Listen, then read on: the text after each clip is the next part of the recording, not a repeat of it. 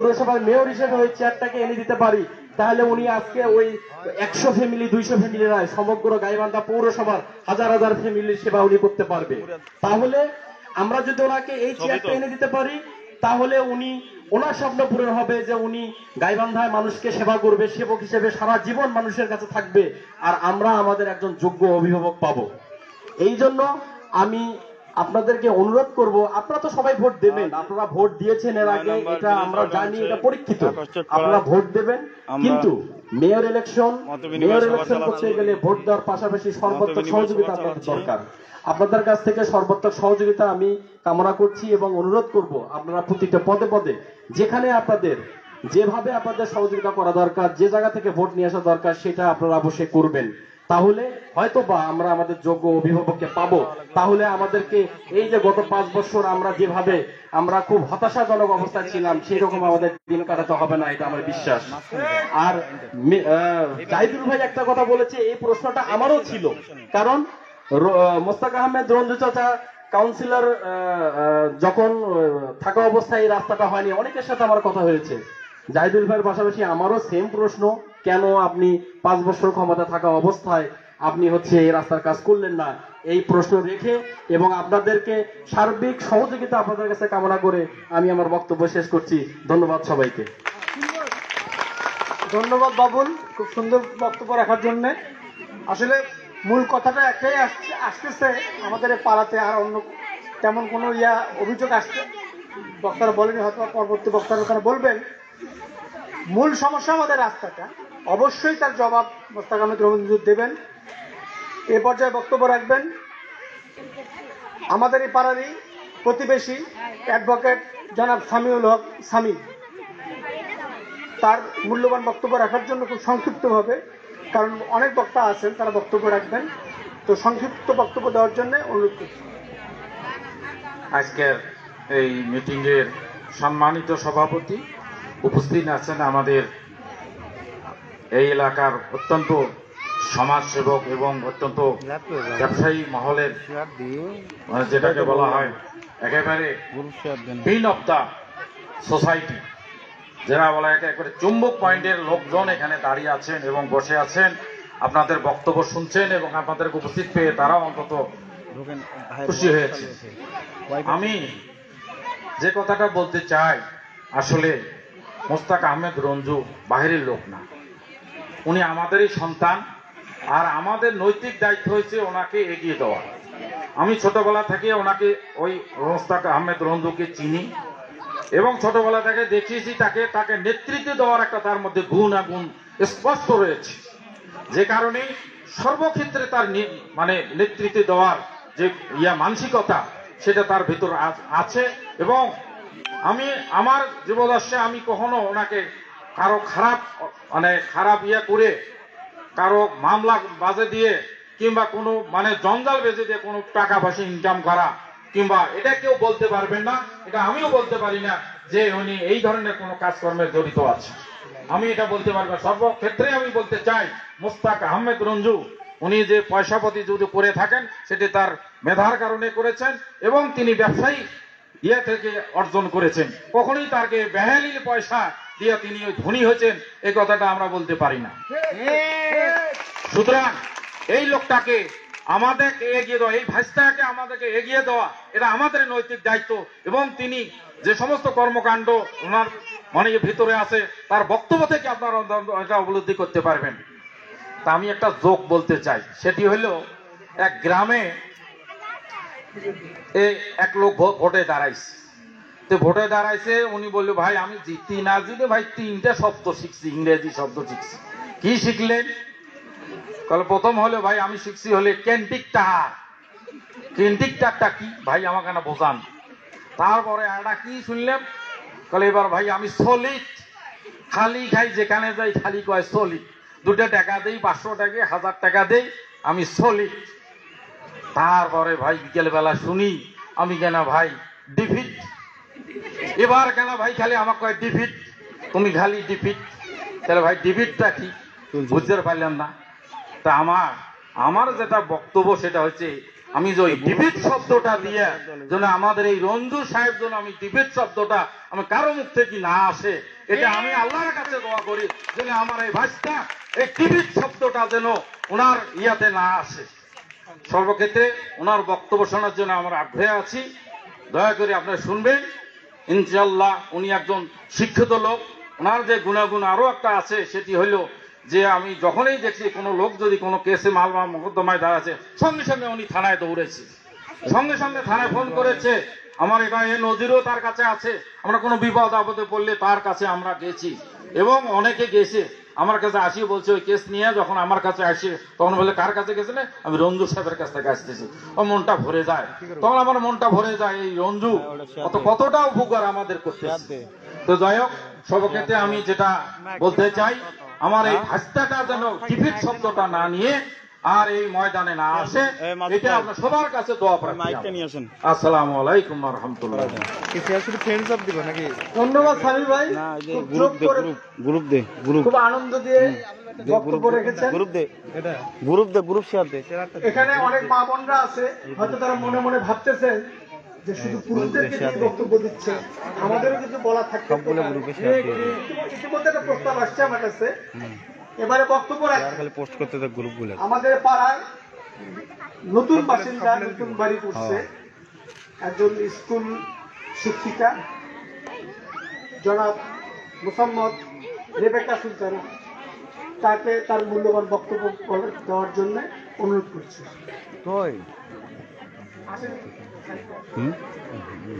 আচ্ছা আপনি সমস্যা নেই ভাই, খাবার আসি আছে।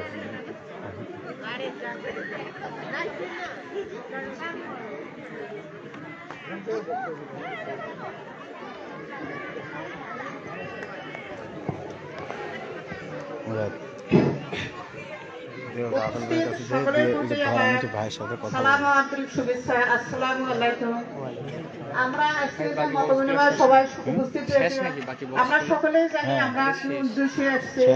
এখানে আমাদের সকলেরই টার্গেট হবে কমিশনার মেয়র হিসেবে আমরা এবারে রঞ্জু ভাইকে দেখতে চাই।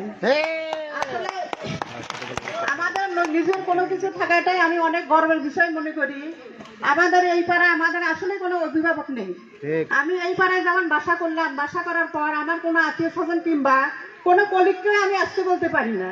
কেন পারি না? আমার বাসার সামনটা এত নোংরা, এত ভাঙ্গা। শেষে আমার হাজবেন্ডকে আমি সবসময় উত্তক্ত করি, এমন জায়গায় বাসা করলাম, এই পাড়ায় আমাদের তো কোনো কাজ হচ্ছে না, এই টেনশনটা সবসময় আমি ফিল করি। শেষে আগে বলতে বলতে আমার বাসায় আমি 1.5 লাখ টাকা খরচ করে আমার সামনটা আমি বেঁধে নিয়েছি, একটু হলে দাদার মতো আমি করে নিয়েছি।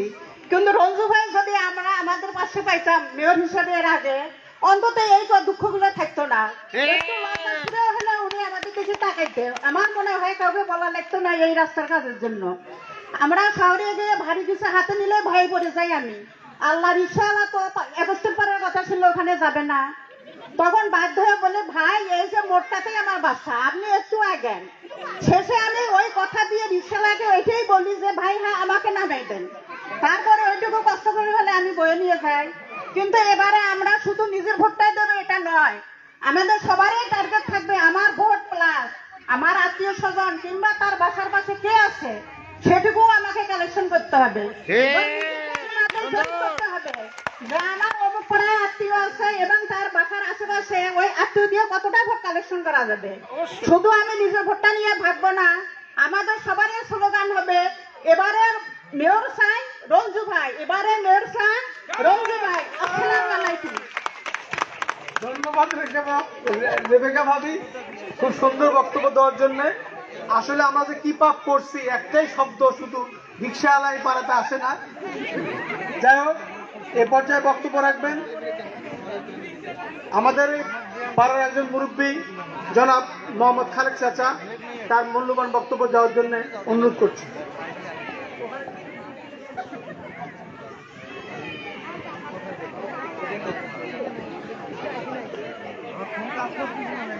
আসসালামু আলাইকুম। আজকের আসন্ন গাইবান্ধা পৌরসভার নির্বাচনের যে আসন্ন নির্বাচন, সেই নির্বাচনে আমাদের ভ্রাতুষ্পুত্র মুস্তাক আহমেদ রঞ্জু, মেয়র পদপ্রার্থী হিসাবে আজকে এই আলোচনা সভা উপস্থিত সবাইকে আমার সালাম, আসসালামু আলাইকুম। ভোটটা একটা উৎসব। এই উৎসব এখন হিন্দু, বৌদ্ধ, মুসলিম, খ্রিস্টান সবার যে উৎসব, সেই উৎসবের মতোই একটা উৎসব ভোট উৎসব। এখন এখানে আমাদের সামনে দলমত নির্বিশেষে অনেকে উপস্থিত আছেন।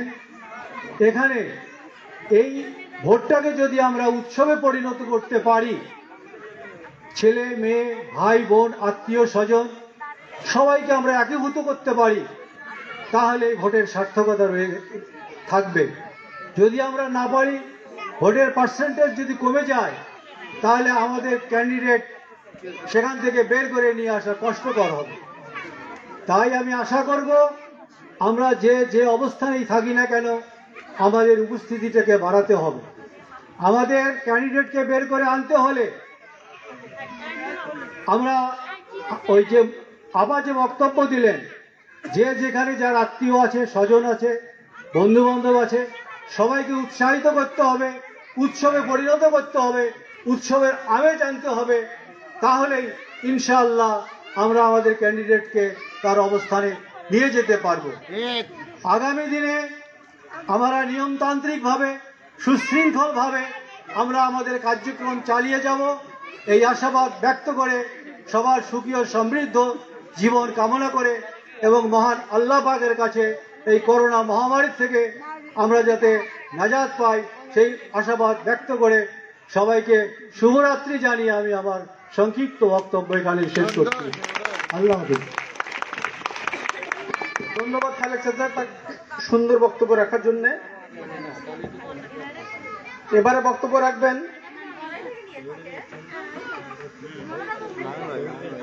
আমাদের এখানে উপস্থিত আছেন বাংলাদেশ আওয়ামী ছাত্রলীগের গাইবান্ধা জেলা শাখার সংগ্রামী সাধারণ সম্পাদক জনাব মোসাদ্দেক হোসেন মামুন উপস্থিত আছেন। এবারে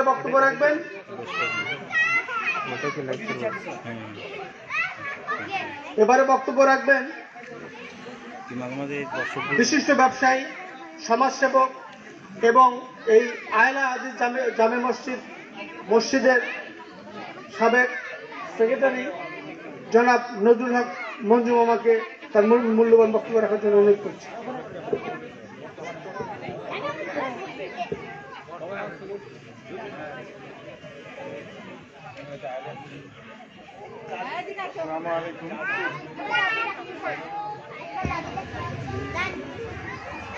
আসসালামু আলাইকুম।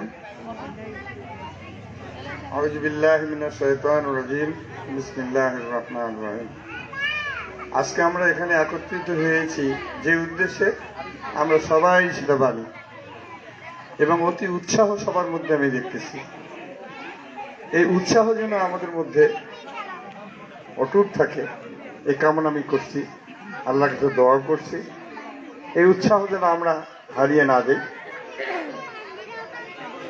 সবাই বিভিন্ন ধরনের অভিযোগ, বিভিন্ন ধরনের সুবিধা, বিভিন্ন ধরনের কিছু আলোচনা করেছেন।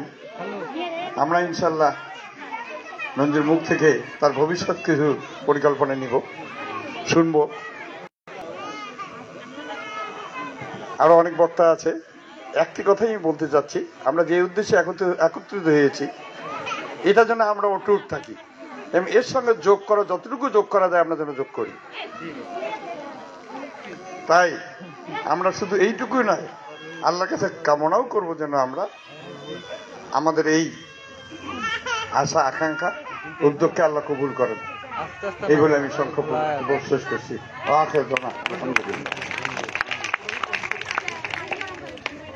ধন্যবাদ মঞ্জু মামা মূল্যবান বক্তব্য রাখার জন্য। এবারে বক্তব্য রাখবেন আমাদের এই অ্যাকোয়াস্টিক পাড়ার যিনি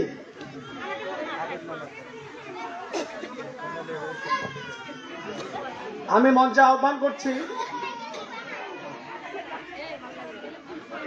ইসলামিয়া লাইব্রেরির প্রতিষ্ঠাতা এবং এ পাড়ার একজন বিশিষ্ট মুরব্বী ব্যবসায়ী জনাব আবেদ মামাকে মঞ্চে আসার জন্য অনুরোধ করছি। এবারে যে যার বক্তব্য দেওয়ার জন্য ঘোষণা করতে যাচ্ছি আমি, যে ব্যক্তি, সে ব্যক্তিটা আপনার শুনলে অবাক হবেন যে একটা বিদ্যুতের লাইট যদি নষ্ট হয়ে গেছে আমাদের পাড়াতে, উনি মোটরসাইকেলের তেল 1 লিটার পুরে হলেও পৌরসভায় গিয়ে ওই 15 টাকা দামের বাল্বটা সে আসিয়া কি বলে পৌরসভা থেকে নিয়ে এসে লাগাইছে এবং ট্রেন সবসময় সে খোঁজ খবর নিচ্ছে। সেই ব্যক্তিত্ব জনাব মোহাম্মদ নুরুজ্জামান সরকার আজকে তার মূল্যবান বক্তব্য রাখার জন্য, এবং আমরা তার মূল্যবান বক্তব্য শুনব, তার বক্তব্য রাখার জন্য অনুরোধ করছি।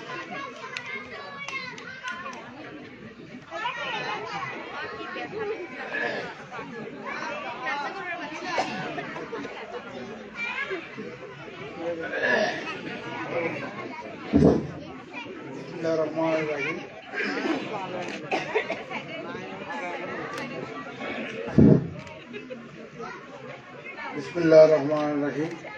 আসসালামু আলাইকুম।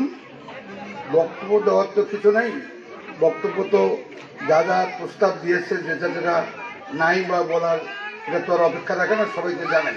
এখন কথা হলো আমরা মেইন লোকের কাছ থেকে আমরা বক্তব্য শুনব।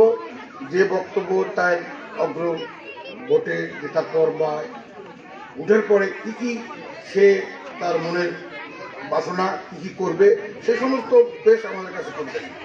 আর আমার কাছে কথা যে আমার এলাকায় একজন প্রতিনিধি হোক, একজন যোগ্য প্রতিনিধি হোক, আমরা চাই না, এটা আমাদের কোনো বাধা নাই।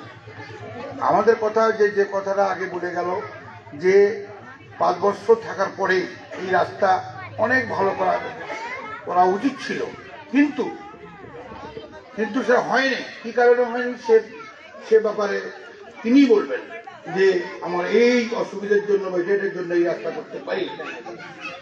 মুখের মধ্যে কত চাপাবে।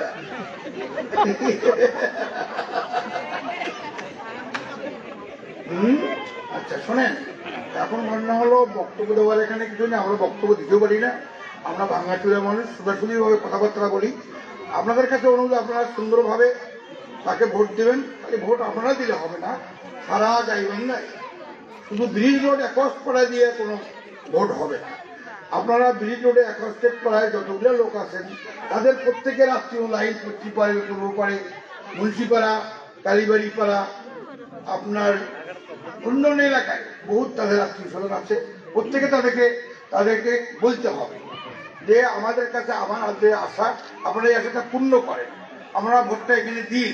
আমাদের কাছে অনুরোধ, আপনাদের এই চেয়ারম্যান হলে আমরা দায়িত্ব নেব।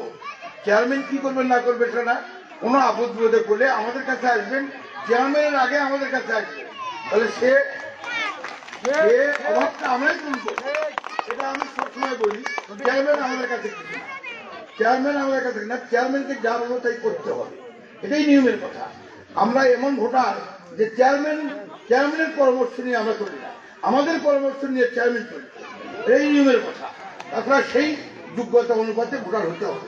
আমরা এই গাইবান্ধায় বহু লোক বাস করি, একস্টেড পাড়ায় আপনারা অনেক আমাদের যোগ্য লোক আমাদের এই একস্টেড পাড়ায় বাস করে। তারা যদি প্রত্যেকের কাছে বলে, আত্মীয় স্বজন, বন্ধু বান্ধব, ভাই ব্রাদার, বোনাই, ভান্যা ভান্নি সারা গাইবান্ধায় ছড়ানো রয়েছে, তারা যদি আমরা প্রত্যেকেই একটা করে লোক যদি আমরা 500 করে লোককে ম্যানেজ করতে পারি, তাহলে আমাদের ওটা কোনো ব্যাপার না, ইনশাআল্লাহ। এটা হলো ব্যাপার। আমাদের কাছে বলছি, আপনারা এইভাবে বলবেন। আপনারা নিজের চুপচাপ থাকলে কোনো প্রতিনিধি করা যাবে না, তার কারণ যে আবার মানে যেখানে দাঁড়িয়েছে সেখানকারই যোগ্য লোক দাঁড়াচ্ছে। এটা বলা যাবে না যে আমি শুধু গাইবান্ধার যোগ্য লোক, তারা ঠিক তা নয়। যোগ্যের উপর যোগ্য আছে, তার উপর যোগ্য আছে। এখানে প্রত্যেকেই একটা করিয়া চেয়ারম্যান মনে করেন। যারা যেখানেই কথা বলেন তারা নিজস্ব ক্ষমতা অনুসারে কথা বলতে হবে। মনে করবেন আমি চেয়ারম্যান, আমি আমাকে কথা বলছি, আপনার আপদ বিপদে আমি আছি, আপনার কি অসুবিধা হবে সেটা আমি দেখবো। আপনি এই ভোটটা এখানে দিন, বাকিটা আমি আপনার দেখে নেব আপদ বিপদ কি হয়। তা যাও, আপনারা সেইভাবেই আত্মীয় স্বজনের কাছে, বন্ধু বান্ধবের কাছে প্রচার করবেন, তাহলে হয়তো আমরা কামিয়াত হতে পারি মনে হয়। হ্যাঁ, আর আল্লাহর কাছে দোয়া করি আমাদের এই পাড়ার, আমাদের এই এলাকার এবং গাইবান্ধাবাসী। শুধু একস্টেট পাড়ার মনের বাসা পূর্ণ করলে তো চলবে না, সারা গাইবান্ধার মনের বাসা পূর্ণ করা লাগবে চেয়ারম্যান। সেইভাবেই যেন যোগ্যভাবে উঠে এবং যোগ্যভাবে মানুষ ভোট দেয়, এই দোয়া রাখে আমার বক্তব্য শেষ করছি। আসসালামু আলাইকুম রহমতুল্লাহ। ধন্যবাদ দুলা ভাই, খুব সুন্দর দুটা পয়েন্ট আপনি দিচ্ছেন। সেটা হচ্ছে যে আপনি যেমন কিভাবে ড্রেন পরিষ্কার করে নেওয়া যায় সেটা আপনি পৌরসভা থেকে আদায় করে নিচ্ছেন, ভোটটা কিভাবে নিতে হবে সে লাইনটা আপনি দেখে দিচ্ছেন যে শুধু নিজের ভোটটা দিলেই চলবে না, যার যেখানে যে অবস্থান আছে সেই অবস্থা থেকেই যার যেখানে লিঙ্ক আছে, আত্মীয় স্বজন আছে, তাদেরকে ম্যানেজ করে আমাদের যদি চেয়ারম্যান করতে চাই, এই সমস্ত মেধা এবং পরিশ্রম এবং কার কি লিঙ্ক, কার কি আত্মীয় স্বজন, তাদের সাথে যোগাযোগ করে ভোটটা সুনির্দিষ্ট করলেই আমরা আমাদের চেয়ারম্যানকে মেয়রকে পাবো ইনশাআল্লাহ। এবারে বক্তব্য রাখবেন আজকে জমিয়তে আহলে হাদিস মসজিদ প্রাঙ্গণে এই নির্বাচনী আলোচনা সভা যে আয়োজন করেছি আমরা, সেই জমিয়তে আহলে হাদিস মসজিদের বর্তমান সভাপতি বিশিষ্ট ব্যবসায়ী জনাব আবুল কালাম হক্কানিকে তার মূল্যবান বক্তব্য দেওয়ার জন্য অনুরোধ করছি।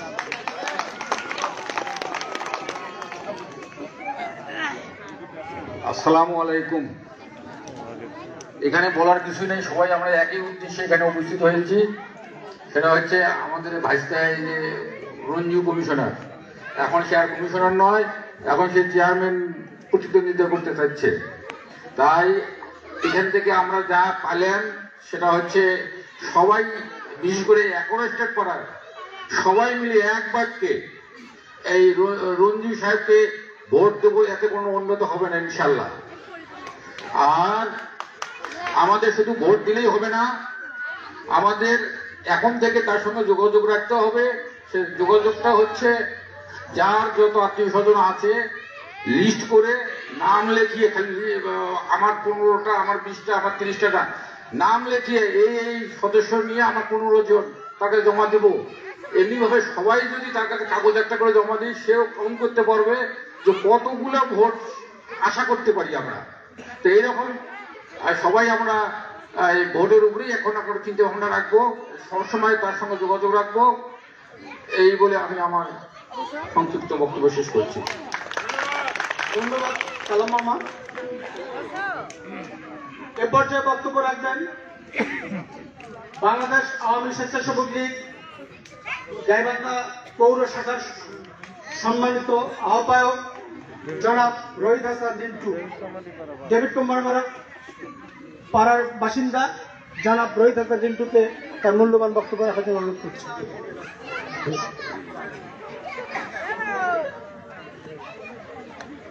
আসসালামু আলাইকুম। আমি রিন্টু, আমার বাসা ডেভিড কোম্পানি পাড়া। আমি একজন মুক্তিযোদ্ধার সন্তান, এটা আমার পরিচয়। আর সবচেয়ে বড় পরিচয় আমি আমার বড় ভাইয়ের কাছে পেয়েছি, সেটা হচ্ছে মুস্তাক আহমেদ রঞ্জু। তো আমি ডেভিড কোম্পানি পাড়ার সন্তান হিসেবে আমি আপনাদের কাছে একটাই দাবি করব, এখানে অনেক মুরব্বীরা আছেন, অনেক মুরব্বীরা কথা বলবেন। তো যেহেতু আমি সংক্ষিপ্ত বক্তব্যটা শর্ট করে বলবো, রঞ্জু ভাই আপনাদের সন্তান, আপনাদের এলাকার সন্তান।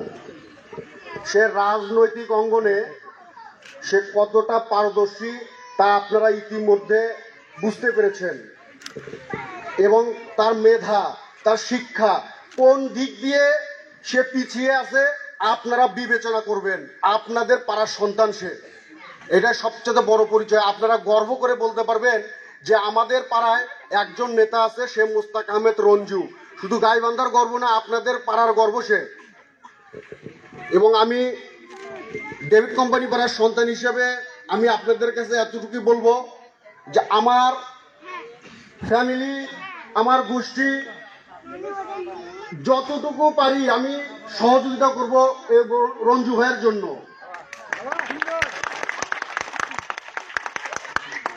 কারণ মোস্তাক আহমেদ রঞ্জু নেতা তৈরি করার কারিগর। মোস্তাক আহমেদ রঞ্জু একজন সুষ্ঠুভাবে পথ দেখানোর কারিগর। মোস্তাক আহমেদ রঞ্জু সুপরিকল্পিত করার একজন কারিগর। আপনারা যদি মোস্তাক আহমেদ রঞ্জুকে এই পৌরসভায় দেখতে চান, আমার কিছুক্ষণ আগে একজন শিক্ষিকা ম্যাডাম বলেছেন যে আপনার প্রত্যেকের যার যেখানে আত্মীয় স্বজন আছে, একজন অ্যাডভোকেট সাহেব বলে গেছেন যার যেখানে আত্মীয় স্বজন আছে আপনারা সেখানে নক করেন। প্রত্যেক আত্মীয় স্বজনের সঙ্গে সঙ্গে আপনারা কথা বলতে হবে, কথা বলে তাকে ভোট যুদ্ধে তাকে জয়ী করতে হবে। এইটা আমার শেষ কথা। আমি এবার বক্তব্য শেষ করছি। জয় বাংলা, জয় বঙ্গবন্ধু। ধন্যবাদ। ডেভিড কোম্পানি পাড়া থেকে এসে মোস্তাক আহমেদ রঞ্জুর পক্ষে বক্তব্য রাখার জন্য এবারে বক্তব্য রাখবেন বাংলাদেশ আওয়ামী ছাত্রলীগের গাইবান্ধা জেলা শাখার সংগ্রামী সাধারণ সম্পাদক জনাব মোসাদ্দেক হোসেন মামুন। তার মূল্যবান বক্তব্য রাখার জন্য আহ্বান করছি।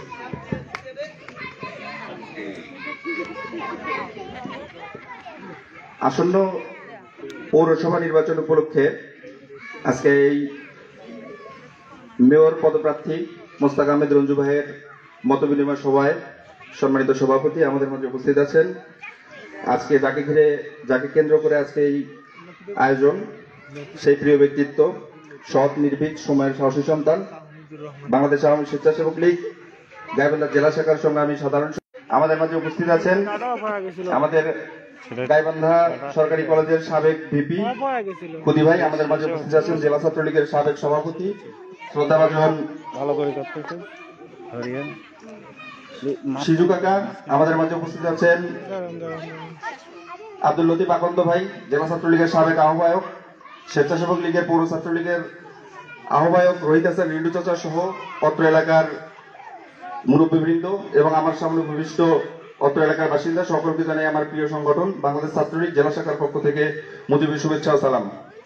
আসলে রঞ্জু ভাই সম্পর্কে আপনাদের কাছে বলাটা আমি মনে করি খুব বেশি উচিত হবে না, কারণ রঞ্জু ভাই আপনাদের পাড়ার সন্তান, আপনাদের কারো ভাই, কারো বন্ধু, কারো ছোট ভাই, কারো বড় ভাই, কারো সন্তান, এরকম তুল্যই উনি। তাই উনি আপনাদের সামনে বেড়ে উঠেছেন। ওনার সম্পর্কে আপনারা অবশ্যই ভালো জানেন উনি কেমন ছিল, কেমন আছেন। তবে আমি যেটুকু বলবো সেটি হচ্ছে আপনাদের এই একস্টেট পাড়ার এই কৃতি সন্তান, তিনি কিন্তু দীর্ঘদিন ধরে ছাত্র রাজনীতির সঙ্গে সম্পৃক্ত আছেন, মানুষকে নিয়েই তিনি কাজ করছেন এবং তার এই কাজের মধ্যে তিনি কিন্তু কখনোই ডিমোশন হয়নি তার কখনো। সে আস্তে আস্তে কিন্তু ছাত্র রাজনীতি থেকে শুরু করে আজ কিন্তু তিনি জননেতায় পরিণত হয়েছেন, ছাত্রলীগের নেতৃত্ব দিয়েছেন, তারপর স্বেচ্ছাসেবক লীগের নেতৃত্ব দিচ্ছেন এবং তিনি গাইবান্ধার যারা রাজনীতির সঙ্গে সম্পৃক্ত তিনি একজন সেই রাজনীতিবিদদের মধ্যে কিন্তু তিনি একজন উজ্জ্বল নক্ষত্র।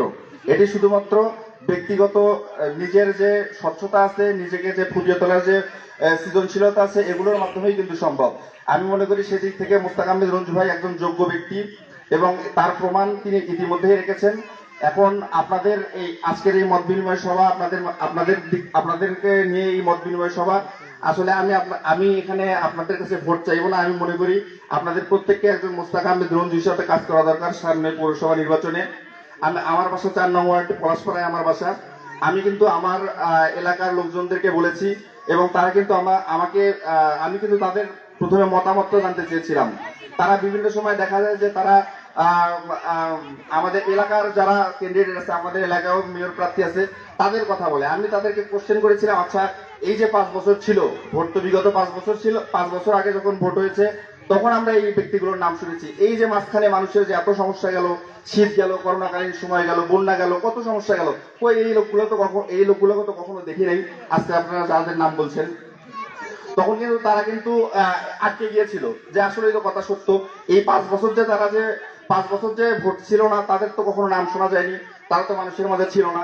তাহলে যে 5 বছর যে সাধারণ মানুষের খোঁজ নেওয়ার সময় হয়নি, সেই মানুষটা ভোটের সময় এসে যখন ভোটে মেয়র পদপ্রার্থী হিসেবে আমাদের মাঝে উপস্থাপিত হয়, আসলে সে কিভাবে মানুষের সেবা করবে?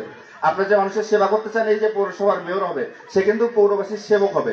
তাহলে একজন সেবক, সে তো তার কাজেই মানুষের সেবা করা, তাকে যে মেয়র হিসেবে সেবা করতে হবে তা তো না। মেয়র হিসাবে যখন সে সেবা করতে যাবে, তার কিন্তু কাজের আত্মকতা বেড়ে যাবে, মানে তার যে ক্ষমতাটা ছিল এই ক্ষমতাটা বেড়ে যাবে, তার পরিধিটা আরো বৃদ্ধি পাবে। তখন কিন্তু সে আরো মানুষকে ভালোভাবে আরো সেবা করতে পারবে। কিন্তু এটা তো সামান্যতম একটু প্রমাণ রাখতে হবে আপনাকে। সেই প্রমাণটা যদি আপনি না রাখেন মানুষের কাছে, তাহলে মানুষের সামনে আপনি ভোট চাইতে যাবেন কিভাবে? আমাদের মোস্তাক আহমেদ রঞ্জু ভাই কিন্তু সেদিক থেকে অনেক প্রমাণ রেখেছে। এই করোনাকালীন সময়ে মানুষের পাশে উনি যেভাবে দাঁড়িয়েছিলেন, সেটি অবশ্যই গাইবান্ধায় একজন, আমি মনে করি, বলার মতো কাজ করেছেন তিনি। তারপর হচ্ছে বন্যার সময় যেভাবে মানুষের পাশে ছিলেন, আমার মনে হয় না গাইবান্ধায় অন্য কেউ ছিল।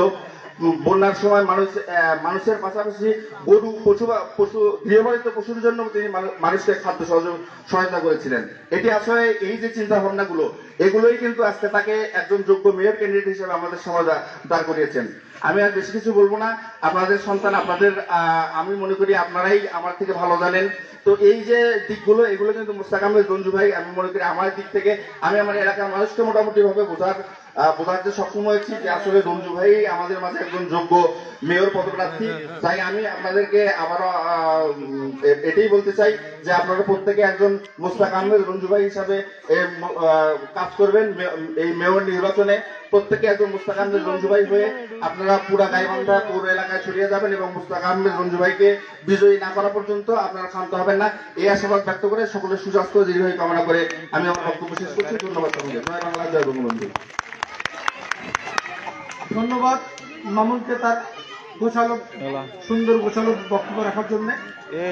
এবারে বক্তব্য রাখবেন বাংলাদেশ আওয়ামী লীগ, বাংলাদেশ ছাত্রলীগ সাবেক আহ্বায়ক, গাইবান্ধা জেলা শাখার আহ্বায়ক জনাব আব্দুল লতিফ আকন্দকে তার মূল্যবান বক্তব্য রাখার জন্য আহ্বান করছি।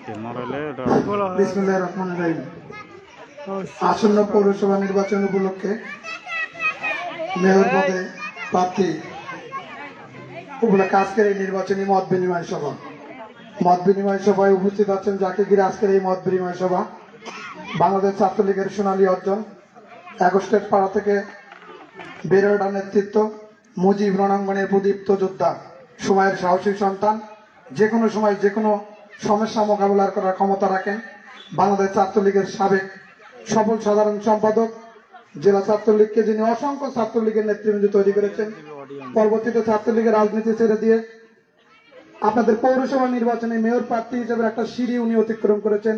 সে আপনার ছাত্রলীগ ছেড়ে দেওয়ার পরই 9 নং ওয়ার্ড থেকে নির্বাচিত কাউন্সিলর, তারপরে প্যানেল মেয়র, সেখান থেকে আবার পরবর্তীতে ছাত্র রাজনীতি থেকে আবার উনি বর্তমানে বাংলাদেশ আওয়ামী স্বেচ্ছাসেবক লীগ গাইবান্ধা জেলা শাখার দায়িত্ব নেওয়ার পর থেকেই স্বেচ্ছাসেবক লীগ একটি অত্যন্ত শক্তিশালী সংগঠনে রূপান্তরিত করে ফেলছেন, যার অনেক গুণে গুণান্বিত। অত কিছু বলতে চাচ্ছি না।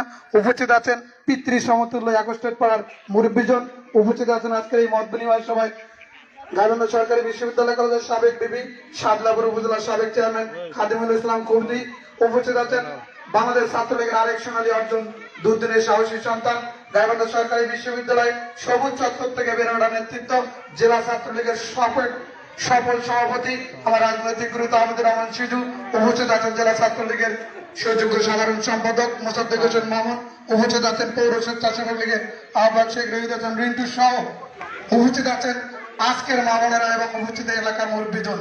বক্তৃতা করার কিছু নেই, বক্তৃতা আপনারা করবেন, আমরা শুনবো। আপনাদের সন্তান সম্পর্কে আপনারা বলবেন, আমরা শুনবো।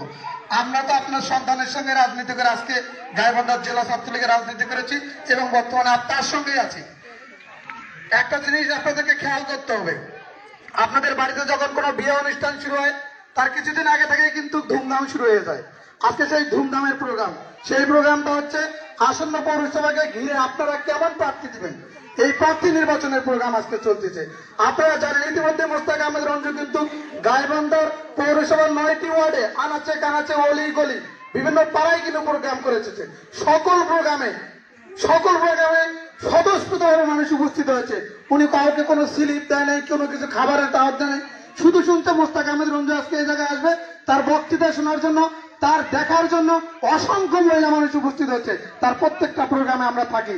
আজকে আপনাদের কাছে আমি শুধু যে কথাটি বলতে চাচ্ছি সেটা হচ্ছে আপনাদের সন্তান যুদ্ধে নেমেছে।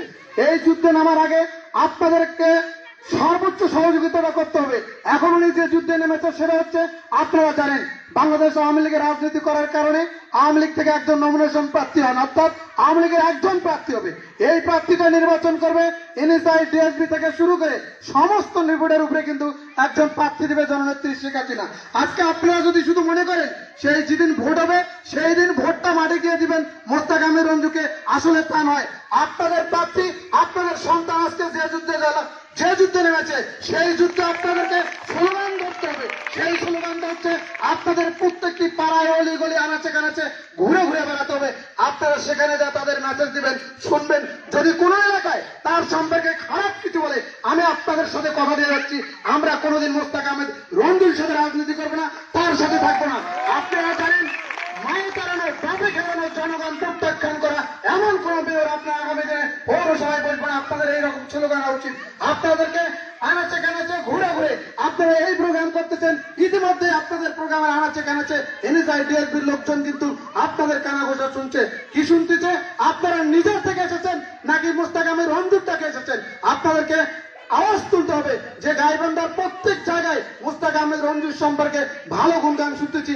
এবং আপনারা জানেন গণপ্রজাতন্ত্রী বাংলাদেশ সরকার মাননীয় প্রধানমন্ত্রী শেখ হাসিনার তথ্য প্রযুক্তি বিষয়ক উপদেষ্টা সজীব ওয়াজেদ জয় আপনাদের মাধ্যমে একটা জিনিস দিয়েছে, সেটা হচ্ছে মোবাইল ফোন। সেই মোবাইলে এখন যে ভূমিকাটা পালন করা আপনাদের দরকার সেটা হচ্ছে আজকে যারা উপস্থিত আছেন এই উপস্থিতি থেকে সকলে এখানকার ছবি তুলে নিয়ে আপনারা ফেসবুকে পোস্ট করে দিবেন এবং যেটা আপনাদেরকে জানান দেবে গাইবান্ধা জেলায় যে মোস্তাক আহমেদ রঞ্জুর ক্ষেত্রে ইতিমধ্যেই শুধু 21 পাড়া নয়, গাইবান্ধা 9টি ওয়ার্ডে জনগণের ঢল নেমেছে। যদি আপনারা ঘরের কোনায় বসে থাকেন শুধু আমরা কয়েকজন পোস্ট করবো তা তো কিন্তু হতে পারে না। আপনারা জানেন অসত্যের কাছে কখনো নত হবে না, নাই হবে শির, ভয়ে কাঁপে কাপুরুষ লড়ে দেয় বীর, সেই বীর কিন্তু মোস্তাক আহমেদ রঞ্জু। আমরা কখনো অসত্যের কাছে নত করি না, আমরা সত্যবাদী রাজনীতি করি, বাংলাদেশ ছাত্রলীগের রাজনীতি করে এসেছি। আজকে তারা গাইবান্ধা জেলায় অনেক গুলি দিয়ে দেবে। আপনারা আসেন গোল টেবিলে আপনাদের সাথে বিতর্কের মাধ্যমে আপনাদের জবাব দেওয়ার ক্ষমতা আমরা রাখি। 2015 সালে 30শে ডিসেম্বর নির্বাচন আছে, সেই নির্বাচনী ইশতেহার আপনারা লক্ষ্য করবেন। সেই নির্বাচনী ইশতেহার যদি পূরণ করে থাকে আপনাদের কাছে ভোট চাবে না। সেই নির্বাচনী ইশতেহারে আপনারা অনেক নেতার অনেক বক্তব্য শুনেছেন। আজকে 21 পাড়ায় কিন্তু আপনারা পৌরসভা থেকে আলাদা করতেছেন, অনেক বক্তা আপনারা বক্তব্য রেখেছেন। আপনাদের বাড়ি রাস্তা, আরে ভাই এটা হিংসামি করার তো কিছু নেই। জননেত্রী শেখ হাসিনা আপনাকে দিবে, আপনাকে প্রত্যেকটা পাড়াকেই মনে করতে হবে নিজের পাড়া। আপনি যদি একজন প্রতিনিধি হিসেবে মনে করেন যেটা আমার পাড়া নয়, এই পাড়ায় একজন নেতা আছে, এই কাজ করবো না, তাহলে তো হতে পারে না। আপনারা খেয়াল করেছেন জননেত্রী শেখ হাসিনা যখন ক্ষমতায় থাকে তখন আপনাদের যে সন্তান সেই সন্তানের দায়িত্ব নেয়। আপনাদের যা আজকে মা বোনেরা বয়স্ক ভাতা, বিধবা ভাতা, স্বামী পরিত্যক্ত ভাতা, সমস্ত ভাতার ব্যবস্থা জননেত্রী শেখ হাসিনা করে। আর এটা সঠিকভাবে ডিস্ট্রিবিউশন অর্থাৎ বন্টন করার জন্যই কিন্তু এরকম মেয়র কাউন্সিলররা নির্বাচিত হয়। সেই জায়গায় যদি আপনাদের ফুটে থাকে আপনারা কখনো সেই সেবা পাবেন না। আমি সকলকে আবারও কোনোদিন অনুরোধ করবো, আপনারা আজকের পর থেকেই আপনারা প্রত্যেক মা বোন এবং এখানে উপস্থিত যে পিতৃ সমতুল্য মুরিদজন আছেন তাদের কাছে করজোরে অনুরোধ করবো, আপনারা তো ভোট দিবেন, সমর্থন করবেন। আজকের থেকেই আপনারা প্রচারে নেমে যাবেন। এর হিসেবে অধ্যক্ষ করে আগামী দিনে জয়লাভ করবো। জয় বাংলা, জয় বঙ্গবন্ধু। ধন্যবাদ লতিফ সুন্দর বক্তব্য রাখার জন্য। এ পর্যায়ে বক্তব্য রাখবেন বাংলাদেশ আওয়ামী ছাত্রলীগের সাবেক সভাপতি, সংগ্রামী সভাপতি এবং সফল সভাপতি যারা তাহমিদুল্লাহ রহমান শিশুকে। আসসালামু আলাইকুম। গাইবান্ধা পৌরসভা নির্বাচনকে কেন্দ্র করে আজকের এই মত বিনিময় সভার সম্মানিত সভাপতি উপস্থিত রয়েছেন, যাকে ঘিরে আজকের এই মত বিনিময় সভায় গাইবান্ধা সদর ছাত্রলীগের সাবেক সাধারণ সম্পাদক, এই 9 নং ওয়ার্ড থেকে বেড়ে ওঠা বাংলাদেশ ছাত্রলীগের গাইবান্ধা জেলা শাখার সকল সাধারণ সম্পাদক, যার হাত ধরে আমি গাইবান্ধা জেলা ছাত্রলীগ এবং গাইবান্ধা সরকারি বিশ্ববিদ্যালয় কলেজ ছাত্রলীগের নেতৃত্ব দেওয়ার সুযোগ পেয়েছিলাম। সেই শ্রদ্ধাভাজন নেতা মোস্তাক আহমেদ রঞ্জু। মঞ্চে উপস্থিত রয়েছেন 70 দশকে বাংলাদেশ ছাত্রলীগ গাইবান্ধা জেলা শাখার সংগ্রামী সাধারণ সম্পাদক বীর মুক্তিযোদ্ধা নাজমুল আরফিন তারেক চাচা। মঞ্চে উপস্থিত রয়েছেন এক সময় আমি গাইবান্ধা সরকারি কলেজে ছাত্রলীগের রাজনীতি করলেও যার কাছ থেকে স্নেহ ভালোবাসা পরামর্শ পেয়েছি, এই অঞ্চলের কৃতি সন্তান, গাইবান্ধা সরকারি বিশ্ববিদ্যালয় কলেজের ইংরেজি বিভাগের মেধাবী শিক্ষার্থী, ছাত্র সংসদের সফল ভিপি শ্রদ্ধাভাজন খাদেমুল ইসলাম খুদি সহ মঞ্চের সামনে মুরব্বীজনরা, আমার সামনে আমার আত্মার আত্মীয়রা। আসলে বক্তব্য দেওয়ার কিছু নেই, এখানে মুরব্বীরা রয়েছেন, মুরব্বীরা বক্তব্য দেবেন। তবে আমি শুধু একটি কথা বলতে এসেছি যে আমার বাসা গাইবান্ধা পলাশপাড়া, আমার গাইবান্ধা জেলা ছাত্রলীগের সভাপতি বাসা পলাশপাড়ায়। আমাদের পাড়াতে 2 জন প্রার্থী রয়েছেন, তারপরেও 2 জন প্রার্থীকে ডিঙ্গে আমরা চলে এসেছি আপনাদের পাড়ায় শুধুমাত্র একটি মেসেজ দেওয়ার জন্য যে মোস্তাক আহমেদ রঞ্জু আজকে যারা প্রচার প্রার্থী হয়েছেন, অনেকে প্রচারণা অনেকে চালাচ্ছেন, তার মাঝে মোস্তাক আহমেদ রঞ্জু একজন যোগ্যতা সম্পন্ন ব্যক্তি। তিনি স্বপ্ন দেখেন, তিনি সাহস রাখেন এবং যে স্বপ্ন দেখেন সেই স্বপ্নটা পূরণের জন্য। তার সঙ্গে আমার কথা হয়েছিল, তিনি বলেছিলেন যে তার কিছু পরিকল্পনা রয়েছে গাইবান্ধা পৌরসভাকে কেন্দ্র করে। গাইবান্ধা পৌরসভাকে তিনি একটি বাণিজ্য নির্ভর পৌরসভা গঠন করতে চান। তিনি পকেট শহরের যে আমাদের গ্লানিটি রয়েছে সেই গ্লানিটা মোচন করতে চান। সেই স্বপ্ন, তার পরিকল্পনা, যোগাযোগ ব্যবস্থা যেভাবে উন্নয়ন হচ্ছে, এই যে তিস্তা ব্রিজ, এখানে সুন্দরগঞ্জের তিস্তা ব্রিজের কাজ ইতিমধ্যে উদ্বোধন হয়ে গেছে। যোগাযোগ জননেত্রী শেখ হাসিনা যেভাবে যোগাযোগ ব্যবস্থার উন্নয়ন করতেছেন, সেই জায়গায় তিনি বলেছেন যে একটু পরিকল্পিতভাবে যদি গাইবান্ধা শহরটাকে গোছানো যায়, কাজ করা যায়, তাহলে গাইবান্ধা শহরটাকে বাণিজ্য নির্ভর একটি শহরে রূপান্তর করা সম্ভব। তিনি বলেছেন বেকারত্ব দূরীকরণের জন্য কর্মসংস্থান সৃষ্টি না, বেকারত্ব দূরীকরণের জন্য বেকার যুবকদেরকে প্রশিক্ষণের মাধ্যমে একজন ব্যবসায়ীকে দাঁড় করায়, সেই যুবকটাই যাতে 5টা কর্মচারী নিয়োগ দিতে পারে, সেই রকম একটা আমার পরিকল্পনা রয়েছে। এই রকম একটি পরিকল্পনা আজ পর্যন্ত কোন মেয়র প্রার্থীর কাছ থেকে শুনতে পাই নাই। মেয়র প্রার্থীরা তারা শুধু প্রতিশ্রুতি দিয়েছেন, কিন্তু মোস্তাক আহমেদ রঞ্জু প্রতিশ্রুতি না, তিনি স্বপ্ন দেখেন, তিনি পরিকল্পনা করেছেন, তিনি এবং যোগ্যতা রাখেন সেই সব কিছু বাস্তবায়নের জন্য। বাবুল ভাই একটি প্রশ্ন রেখেছিলেন রাস্তার কথা। 2010 সালে আমি যখন জেলা ছাত্রলীগের সভাপতি মনোনীত হয়েছি, আমার বাসার 2টা রাস্তা ছিল। 500বারেরও অধিক সময় তৎকালীন সময়কার মেয়র শামসুল আলমকে বলেছিলাম আমার বাসার রাস্তার গলিটা করে দেওয়ার জন্য। আমি বলেছিলাম ভাই, আমি জেলা ছাত্রলীগের সভাপতি, প্রতিটা দিন আমার বাসায় 2, 4, 10 জন 20 জন ছেলে আসে বিভিন্ন থানা থেকে, রাস্তার সামনে গিয়ে পায়ে স্যান্ডেল হাতে নিয়ে আমার বাসায় আসতে হয়। আমার একজন এটা লজ্জাকর, কারণ তারা একটা উপজেলা ছাত্রলীগের সভাপতি সাধারণ সম্পাদক, সে মুসকি বেড়ে হাসে পায় যে মির্জার বাড়ি আছে ওখানে। পরবর্তীতে গাইবান্ধা সদর আসনে মাননীয় সাংসদ মাহবুবুর গিনি এই বিষয়টা জানতে পারার পরে মিলন ভাইকে বলেছিল কয়েক দফায়, এবং সর্বশেষে মিলন ভাইকে বলেছিল উপজেলা থেকে উন্নয়ন ফান্ড থেকে তার বরাদ্দ থেকে আমার বাড়ির রাস্তাটি করা দেওয়ার জন্য। মিলন ভাই আমাকে অনেক বড় একটা স্বপ্ন দেখাছিলেন যে একবার ড্রেন সহ সিসি ঢালাই করে দেব। তো ওই সময় যে নাজুক অবস্থা ছিল, সেই এখনকার রাস্তার অবস্থাটা এত নাজুক হয়েছে যেটা আপনাদের এটার চাইতে এটাও অনেক ভালো আছে। তো পরিশেষে শুধু আমি এটুকু কথাই বলতে চাই যে আসলে ভোট শুধু আপনারা দিবেন এই জায়গার মধ্যে সীমাবদ্ধ থাকলে হবে না। আমরা যেরকম ছুটে এসেছি গাইবান্ধা পলাশপাড়া থেকে, আপনাদেরকেও ছুটে যেতে হবে আমাদের পলাশপাড়ায় বা অন্য কোনো অঞ্চলে, তাহলে সম্ভব। সবাই যদি সবার জায়গা থেকে, মানুষের ভুল ভ্রান্তি অনেক কিছুই হতে পারে। আমি যখন ছাত্রলীগের সভাপতি ছিলাম, যার হাত ধরে আমি রাজনীতিতে নেতৃত্ব পেয়েছি, সেই মোস্তাক আহমেদ রঞ্জু অনেক সময় আমাকে একটা কথা বলেছেন, হয়তো ব্যস্ততার কারণে আমি সেটা করতে পারিনি, সেটা কিন্তু আমার ভুল ছিল। কিন্তু ভাই তো কখনো আমার সেই ভুলটাকে অপরাধ হিসেবে গণ্য করে নেয়। ভাই আমার ভুলটাকে ক্ষমা করে দিয়ে আমাকে কিন্তু কাছেই টেনে নিয়েছে। ঠিক তেমনই বিগত দিনে উনি যখন কাউন্সিলর ছিল, কাউন্সিলর ভাই সেটা বিস্তারিত বলবে, কাউন্সিলরের অনেক সীমাবদ্ধতা রয়েছে। আর প্যানেল মেয়রটা থাকে সম্মানের পোস্টে ভাই, এর বেশি আর কিছু না, কলমের কোনো পাওয়ার নাই। তো এইটাকে চিন্তা করে সবকিছু অতীতের সবকিছুকে ভুলে গিয়ে যদি আবার যদি আপনারা যদি ঐক্যবদ্ধভাবে যেভাবে একবার আওয়াজ তুলেছিলেন হরিণ হরিণ, 9 নম্বর ওয়ার্ডে হরিণের সরাসরি হয়েছিল। ঠিক তেমনি ভাবে গাইবান্ধা পৌরসভা আগামী নির্বাচনে রঞ্জুতে মুখরিত হোক, এই আশাবাদ ব্যক্ত করে সকলকে ধন্যবাদ জানিয়ে আমি আমার বক্তব্য শেষ করছি। আসসালামু আলাইকুম। ধন্যবাদ সিন্ধু বক্তব্য রাখার জন্য। এবারে বক্তব্য রাখবে আপনাদেরকে আর বেশি রাত করাবো না, অনেক পরিচয় দিয়েছেন। এবারে যার বক্তব্যটা না শুনলেই নয়, আমাদের এই ব্রিজ রোডের আরেক কৃতি সন্তান, গাইবান্ধা সরকারি কলেজের সাবেক ভিপি, ব্রিজ রোড থেকে যে নেতৃত্ব দিয়েছেন সুদূর সাদুল্লাপুর থানার উপজেলার চেয়ারম্যান খাদেমুল ইসলাম খুদি, তার মূল্যবান বক্তব্যের মধ্য দিয়ে শুনবো মোস্তাক আহমেদ রঞ্জুর নির্বাচনের কি পরিস্থিতি। আজে প্রভাত প্রভার পর কেমনে পশিল প্রাণের পর কেমনে পশিল গুহার আধার প্রভাতে পাখির গান।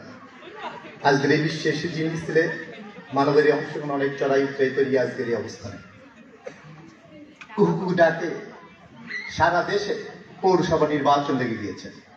পাড়ায় পাড়ায় এলাকায় এলাকায় মহল্লায় মহল্লায় কারা পেশায় আগাম নির্বাচন। আর এই মেয়ের ব্যক্তি হিসাবে আমাদের সঙ্গে উপস্থিত হয়েছেন আমাদের এই পাড়ার মাটি অংশের সন্তান বাংলাদেশ ছাত্রলীগের সাবেক সাধারণ সম্পাদক আমার শ্রদ্ধাভাজন বড় ভাই মোস্তাক আহমেদ রঞ্জু। এখন যৌবন যার তার যুদ্ধে যাওয়ার শ্রেষ্ঠ সময়, এখন যৌবন যার তার মিছিলে যাওয়ার শ্রেষ্ঠ সময়।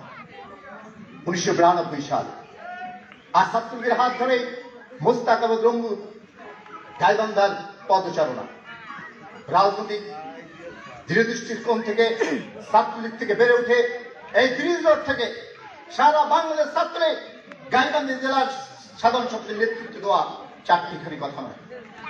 এই নেতৃত্ব আমাদের ব্রিজ রোড থেকে দিয়েছিল। এক সময় দেখেছি ব্রিজ ব্যাপারে কখনো কাউন্সিলর নির্বাচিত হয়নি।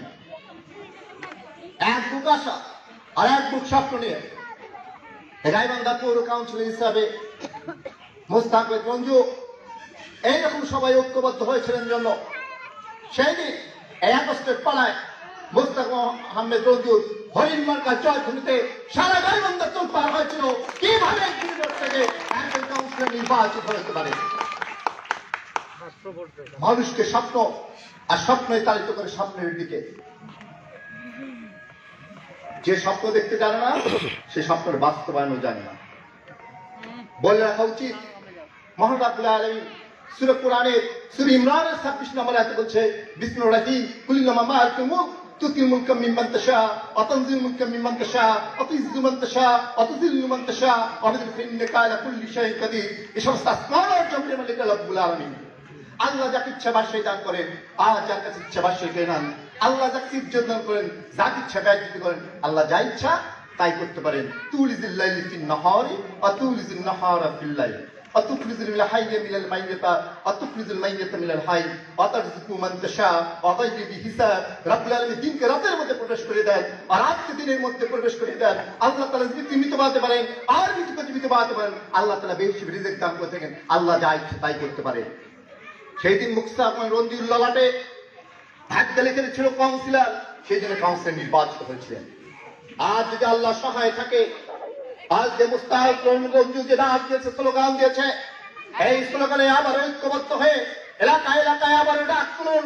আগামী পৌর নির্বাচনে গাইবান্ধা পৌরসভাকে সামনের দিকে এগিয়ে নেওয়ার জন্য যে স্বপ্ন দেখছে, আমরা তো স্বপ্ন দেখেছিলাম আমাদের একটি সুন্দর লেখ হবে। শুধু কি কাঠামোগত উন্নয়নই উন্নয়ন? উন্নয়ন তো এইরকম আছে যে উন্নয়ন এটি পরিষ্কার করা। সবাই যদি পরিষ্কার করে যে লেকটা পরিষ্কার হতো, টাকার কাঠামোগত উন্নয়ন চায় না, অন্তত দুর্গন্ধ মশা মাছি থেকে আমরা পরিত্রাণ পেতাম। পৌরসভার লেকের কি সেই অবস্থা ঘটেছে? আমরা দেখতে পেরেছি পৌর পার্কে একটা মনে করছিলাম খুব সুন্দর বিনোদন কেন্দ্র, মানুষ যে হাঁটবে, এখন চটপটির ফুচকার দোকানে মনে হয় মার্কেটে পরিণত হয়ে গেছে। আমরা চিন্তা করেছিলাম ব্রিজের এপারের লোক যে কি পানির ব্যবস্থাটা কিন্তু সুপেয় পানির ব্যবস্থা হবে। ব্রিজের পরে খানকা শরীফে একটি পানির ট্যাঙ্ক রয়েছে, একটি মাস্টার পাড়ায় রয়েছে, আবার কি কারণে থানা পাড়ায় হতে হবে এই বোধগম্য হয়নি। এটা যদি ব্রিজের উপস্থিত হতো তাহলে আমাদের এলাকার লোক পানিতে সুপে পানি পেয়ে এটা আমরা অনেক লাভবান হতাম। আজকে আপনাদের বাড়িতে পৌরসভা সাপ্লাইয়ের পানি আসে কিনা এই প্রশ্ন আপনার কাছে আমার। আমরা এখানে যখন ড্রেনেজ ব্যবস্থা হয় আমরা চিন্তা করেছিলাম যে এখানে ড্রেনেজ ব্যবস্থা হবে, আমরা স্বপ্ন দেখতেই পারি। আমরা দেখতে পেরেছিলাম যে এ পর্যন্ত আমাদের পৌরসভার এলাকা বর্ধিত করা উচিত ছিল। গাইবান্ধার চারিপাশে দেখুন যে সকল পাশে পৌরসভা বর্ধিতকরণ হয়ে গিয়েছে, গ্রাম পর্যন্ত পৌরসভায় পরিণত হয়েছে। আর এখানে আমাদের আউটসোর্স, এখানে তেলের পাম্প, এখানে বড় বড় বাজার গড়ে উঠেছে, কিন্তু পৌরসভা বর্ধিত হয় নাই। এই স্বপ্নকে তায়িত করে, এই স্বপ্ন তায়িত সামনের দিকে একবার মুস্তাক আহমেদ রঞ্জু এই কাজটি করেছিলেন, আর করেননি। এখন সারাদিন আমরা ভাঙ্গা রাস্তার মধ্যে বহন করি। আমি বলেছিলাম আমার গ্রামের বাড়ি, আপনি দেখবেন কোনো পাশে কাঁচা নেই। আমি গ্রামে নেতৃত্ব দিচ্ছি, কোনো পাশে কাঁচা নেই, সব পাশে পাকার উপর দিয়ে। আর একটা পৌরসভার রাস্তা যারা প্রতিদিনের উপর দিয়ে যান তারাই বুঝতে পারেন যে কি সমস্যা, যা বৃদ্ধাঙ্গুলি মোস্তাক আহমেদ রঞ্জুর দিকে সবাই তাক করেছে। তোমার পতাকা জানে দাও প্রভু, তার বহিবার শক্তি দাও। এই পতাকা শিক্ষাকে দিয়েছিল। আমি সর্বশেষ যেটা জানি টেন্ডার হয়েছিল, কিন্তু অবশেষে তার টেন্ডার বাতিল বলে গণ্য হয়েছে। আজকে পর্যন্ত হচ্ছে, আবার স্বপ্ন দেখেছে, বর্তমান মেয়েরও স্বপ্ন দেখেছে এটা হবে। কখন হবে? গাদার সুরে গাদার সামনে মূলার রেল হয়েছে যে গাদা দৌড়াতে থাকবে দৌড়াতে থাকবে, কিন্তু যতক্ষণ পর্যন্ত গন্তব্যে আসেনি ততক্ষণ গাদাকে মূলা দেওয়া হবে না। প্রভু তুমি বলেছ রাসূল দেবে না, বলনি দেবে না ওমর, বলনি দেবে না হামজা তারিক, খালিদ বিজয়ী সমর। ভয় ভয় কিছু নেই। আলো অন্ধকার যত ঘনিয়ে আসবে, সূর্যোদয় তত তাড়াতাড়ি উঠবে। আজকে মুস্তাক আহমেদ রঞ্জু স্লোগান ছেড়েছে, ডাক ছেড়েছে, আজকে আগস্ট পার্টির ঐক্যবদ্ধ হয়েছে। এই ঐক্যবদ্ধ যদি শক্তি আগামীকাল গাইবান্ধায় ছড়িয়ে দিতে পারে, আমার বিশ্বাস সারা গাইবান্ধা চমকে উঠবে। আজকে মুস্তাক আহমেদ রঞ্জু, আজকে ছাত্রলীগের সেক্রেটারি, বর্তমান সেক্রেটারি উপস্থিত, আওয়ামী লীগ রাজনীতির সঙ্গে মুস্তাক আহমেদ রঞ্জু। আমি যেহেতু গাইবান্ধা পৌরসভার ভোটার নই বা আওয়ামী লীগ রাজনীতির সঙ্গে জড়িত নই, আমি জাসদ ছাত্রলীগ থেকে জাসদের রাজনীতির সঙ্গে জড়িত, তবুও বলতে চাই যেহেতু জননেত্রী শেখ হাসিনার নৌকাকে সামনে রেখে সবাই রেস দিয়েছে, আমাদের রঞ্জু সাহেব সেই রেসে নাম দেখিয়েছে যে আগামী পৌরসভা নির্বাচনে যারা গাইবান্ধায় রেস দিয়েছে এই রেসে তার নাম লেখা হয়েছে। এখানে উপস্থিত হয়েছে সাবেক মুক্তিযোদ্ধা কমান্ডার নাকুলার সিং তারেক, অনেক গণ্যমান্য ব্যক্তি। আপনার সারা গাইবান্ধা জেলা মুক্তিযোদ্ধা কমান্ডার ছিলেন, ছাত্রলীগের সেক্রেটারি ছিলেন। এখানে বিশিষ্ট ব্যবসায়ী আব্দুল লতিফ হাক্কানি উপস্থিত হয়েছেন। এই পাড়ায় যারা অনেক নামী নামী লোক রয়েছেন। মোবাইল ফোনের যুগ, কানেক্টিং যুগ, যে কোনোখানে শব্দ শোনা যায়, কি কোথায় কি হচ্ছে এই শব্দ শোনা যায়। অতএব যদি ভালোবেসে দয়া করে মায়া করে দেন তাইলেই ভোট পেতে পারেন মুস্তাক আহমেদ রঞ্জু। ভালোবাসা যদি বলেন 500 টাকার মহব্বত দেন, যদি বাজারে বলেন যে নিউ মার্কেটে যা বলেন যে 500 টাকার মহব্বত পাওয়া যাবে, বা পুরান বাজারে যদি বলেন 500 টাকার মহব্বত দেন, মহব্বত বাজারে কিনতে পাওয়া যায় না। মহব্বত মহব্বত এত কিছু কিনলাম, মহব্বত 500 টাকা আর লোড করে দিই, ফ্লাক্সি লোড করে দিই, ভালোবাসা ফ্লাক্সি লোড করে দিতে পারলে তো ভালোই হতো। কিন্তু এইরকম মহব্বত হৃদয়ে থাকে। যদি মোস্তাক আহমেদ রঞ্জুকে ভালোবেসে আপনারা যদি ভোটটি দেন, তবে মোস্তাক আহমেদ রঞ্জু এই ভোটটি পাবে। আমরা তার মধ্যে শুনতে চাই যে পৌরসভাকে কি রকম পরিবেশে দেখতে চায়, কি রকম পরিবেশে দেখতে চায়, তার স্বপ্নের মাধুরী রঙে কিরকম পরিবেশে দেখতে চায়, আমরা তার মধ্যে দেখতে চাই। আমি বলতে চাই 5 পথ থাকলে নির্বাচনে পাশ করা যায়। প্রথম পা হলো প্রভুর কৃপা, আর পা হলো পরিকল্পনা। পরিকল্পনা সঠিক হতে হবে, পেশি শক্তি থাকতে হবে, পুঁজি থাকতে হবে, পলিটিক্স। এই পলিটিক্সটা যে রাজনীতি, এই যে পলিটিক্স এদের মধ্যে জড়িত এখন হয়েছে, এখন মার্কা ভিত্তিক রাজনীতি দাঁড়িয়েছে। এই রাজনীতিতে আমি মনে করি মোস্তাক আহমেদ রঞ্জুর স্বেচ্ছাসেবী, সে বর্তমান সেক্রেটারি রয়েছে, আওয়ামী লীগ রাজনীতির সঙ্গে জড়িত রয়েছে। নমিনেশন যদি সে আনতে পারে তাহলে এটা আমরা বলতে পারি সারা গাইবান্ধা একটা আলোড়ন সৃষ্টি হয়ে যাবে। এই নমিনেশন নিয়ে আসার বিষয়ে তার একটা যোগ্যতা তার, কিন্তু আজকে এলাকাবাসী কিন্তু দলমত নির্বিশেষে এক কাতারে শেষ পৌঁছেছে। যে এলাকার সন্তান দাঁড়িয়েছে, ভোট দাও। 27টি সেন্টার, 25টি সেন্টার, আর আছে ব্রিজের 2টি সেন্টার, কালীবাড়ি আরেকটি একস্টেপ পাড়া। ইনশাল্লাহ আমরা এলাকার লোক বলতে পারি আপনাকে আমরা ভোট দিয়ে ইনশাল্লাহ ব্যালট বাক্স আমরা বোঝাই করে দেবো। বাকি 25 সেন্টার আপনাকে এলাকা এলাকায় কানেক্টিং বডি তৈরি করতে হবে, নেটওয়ার্কিং তৈরি করতে হবে। আর এই ক্ষেত্রে যারা রয়েছেন তাদেরকে এই সহযোগিতায় অংশগ্রহণ করতে হবে। যাই যাত্রা যুদ্ধে এসে সাহসী প্রাণ, সাহস, এই সাহসিকতায় সামনের দিকে এগিয়ে দিতে পারে, আপনাদের সামনে এক স্টেপ এগিয়ে দিতে পারে। আজকে আমরা বলবো যে সাহসটা দেখিয়েছে এই মেয়র ইলেকশনের জন্য। আমি 2002 সালে 7 নির্বাচনে গাইবান্ধা ভিপি নির্বাচিত হয়েছিলাম। এই পাড়ায় আমার জন্ম, বেড়ে ওঠা। আর এখান থেকে যে 2003 সালে 1 মার্চ, আজ থেকে 19 বছর পূর্বে আমি ইউনিয়ন পরিষদের চেয়ারম্যানের জন্য দাঁড়িয়েছিলাম। এলাকার লোক ঐক্যবদ্ধ হয়ে ভেবেছিল এইটুকু একটি ছেলে কিভাবে ইউনিয়ন পরিষদের চেয়ারম্যান নির্বাচিত হতে পারে। কিন্তু 2003 সালে 1 মার্চ নির্বাচনে মহানবুল আলমীকে ইউনিয়ন পরিষদের চেয়ারম্যান নির্বাচিত করেছিল। আমি গাইবান্ধা জেলার শ্রেষ্ঠ চেয়ারম্যান নির্বাচিত হয়েছিলাম। 2009 সালে শুধু ইউনিয়ন নয়, 11টি ইউনিয়নকে একত্রিত করে 7 উপজেলা পরিষদের চেয়ারম্যান নির্বাচিত হয়েছিলাম। আওয়ামী লীগ, বিএনপি, জাতীয় পার্টি, জামাত, প্রতিদ্বন্দ্বী দলের প্রতিদ্বন্দ্বী প্রার্থী ছিল। আজকে আমি মনে করি মোস্তার মধ্যে হাঁটি হাঁটি পা করে ছাত্রলীগ থেকে কাউন্সিলর পৌরসভার সঙ্গে জড়িত ছিলেন, আর পৌরসভার সঙ্গে জড়িত থেকে এই নেতৃত্ব দিয়েছেন। সে মনে বাসা বেঁধেছে যে একবার মেয়র হতে চাই, এলাকার লোকের সেবক হতে চাই, খাদেম হতে চাই, সেবক হতে চাই। এই সেবক হতে স্বপ্ন দেখেছে। আমরা দোয়া করি ইনশাল্লাহ আপনি সামনের দিকে এগিয়ে যান। যদি ভাগ্য আপনার ফেভারে থাকে, মহারাব্বুল আলামিন আপনাদের সহায় থেকে, ইনশাল্লাহ আপনার জয় হবেই। বিপ্লব ঠিক ঠিক ঠিক। ধন্যবাদ খাদিমুল ইসলাম খুদি সুন্দর বক্তব্য রাখার জন্য।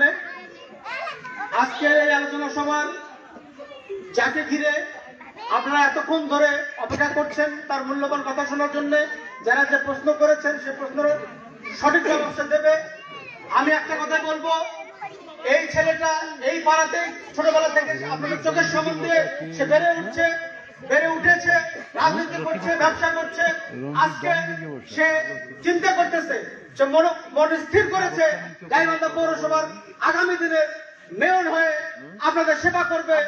সে যদি তাকে যদি আপনারা শাসন করে মারধর করে এই পর্যন্ত আনতে পারেন, আমি মনে করি সে মেয়র হলে আপনারা আপনার যে অধিকারে থাকবে যে আপনারা তাকে শাসন করে তার ভুল পথ থেকে সঠিক পথে নিয়ে আসার জন্য আপনাদের সেই অধিকার আছে। এই আহ্বান রেখে আমি এবারে যার বক্তব্য শোনার জন্য আপনারা তখন বসে আছেন, সেই মোস্তাক আহমেদ রঞ্জু তার মূল্যবান বক্তব্য আপনাদের সামনে রাখবেন। আশা করি আপনারা ধৈর্য সহকারে শুনবেন। আর পাশাপাশি তার বক্তব্য শেষে আমরা একটু দোয়া করব। দোয়ার মধ্য দিয়ে একটু তবারকের আয়োজন করেছি। আপনারা সুন্দরভাবে চেয়ারে বসে থাকবেন, আপনাদের নিজ নিজ স্থানে চলে যাবে, কেউ বিশৃঙ্খলা করবেন না। ধন্যবাদ সকলকে। আমার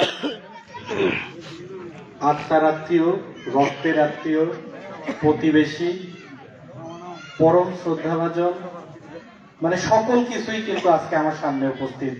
এবং আমার মনটা এমন করছে যে আমি আসলে এখানে কি বলবো। আমি কিন্তু বলতে জানি, কিন্তু আসলে আপনাদের সামনে বলার বিষয়টি নিয়ে আমি কিন্তু শঙ্কিত যে আসলে আমি বলতে পারবো কিনা। কারণ আমি যাদের সামনে জন্মেছি, আসলে 21 স্টেজ পরে আমি বক্তব্য দেবো কেন? 21 স্টেজ পরে আমি কাদা মাটিতে খেলেছি, আমি আম গাছ, জাম গাছ, নারকেল গাছে চড়ে বেরিয়েছি, ঘুরে বেরিয়েছি। এখানে এমন মুরব্বীরা রয়েছেন, আমাকে শাসন করেছেন, আদর করেছেন। আমি যখন নির্বাচন করেছি একদম নিরঙ্কুশ সমর্থন আমাকে দিয়েছেন। 2টি নির্বাচন করেছি, আমি 2টি নির্বাচনেই তো প্রমাণ পেয়েছি।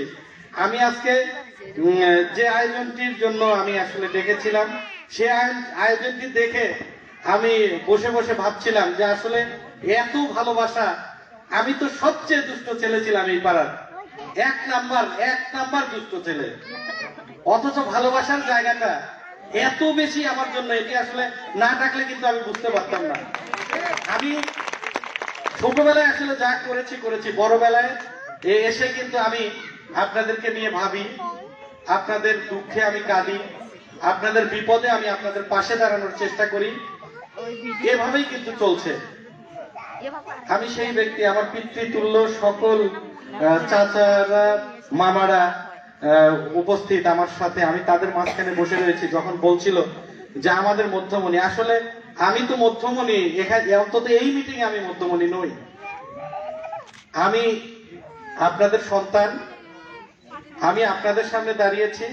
আমি কি করতে চাই সেই কথাটি বলার জন্য আমি আজকে এই আয়োজনটি করেছি আর কি। আমি কি করতে চাই, আমি আসলে কি ছিলাম না ছিলাম সব আমার সাথে রাজনৈতিক সহযোদ্ধা যারা রয়েছে, যাদের সাথে রাজনীতি করেছিলাম, তারা বলেছে খুদি যেভাবে বক্তব্য দিয়েছে এই বক্তব্যের পরে বক্তব্য আর চলে না। সকল মুরব্বীরা যেভাবে বক্তব্য দিয়েছে, আসলে আমি যা চাই তারা তার চেয়ে ফেলেছে আপনাদের কাছে।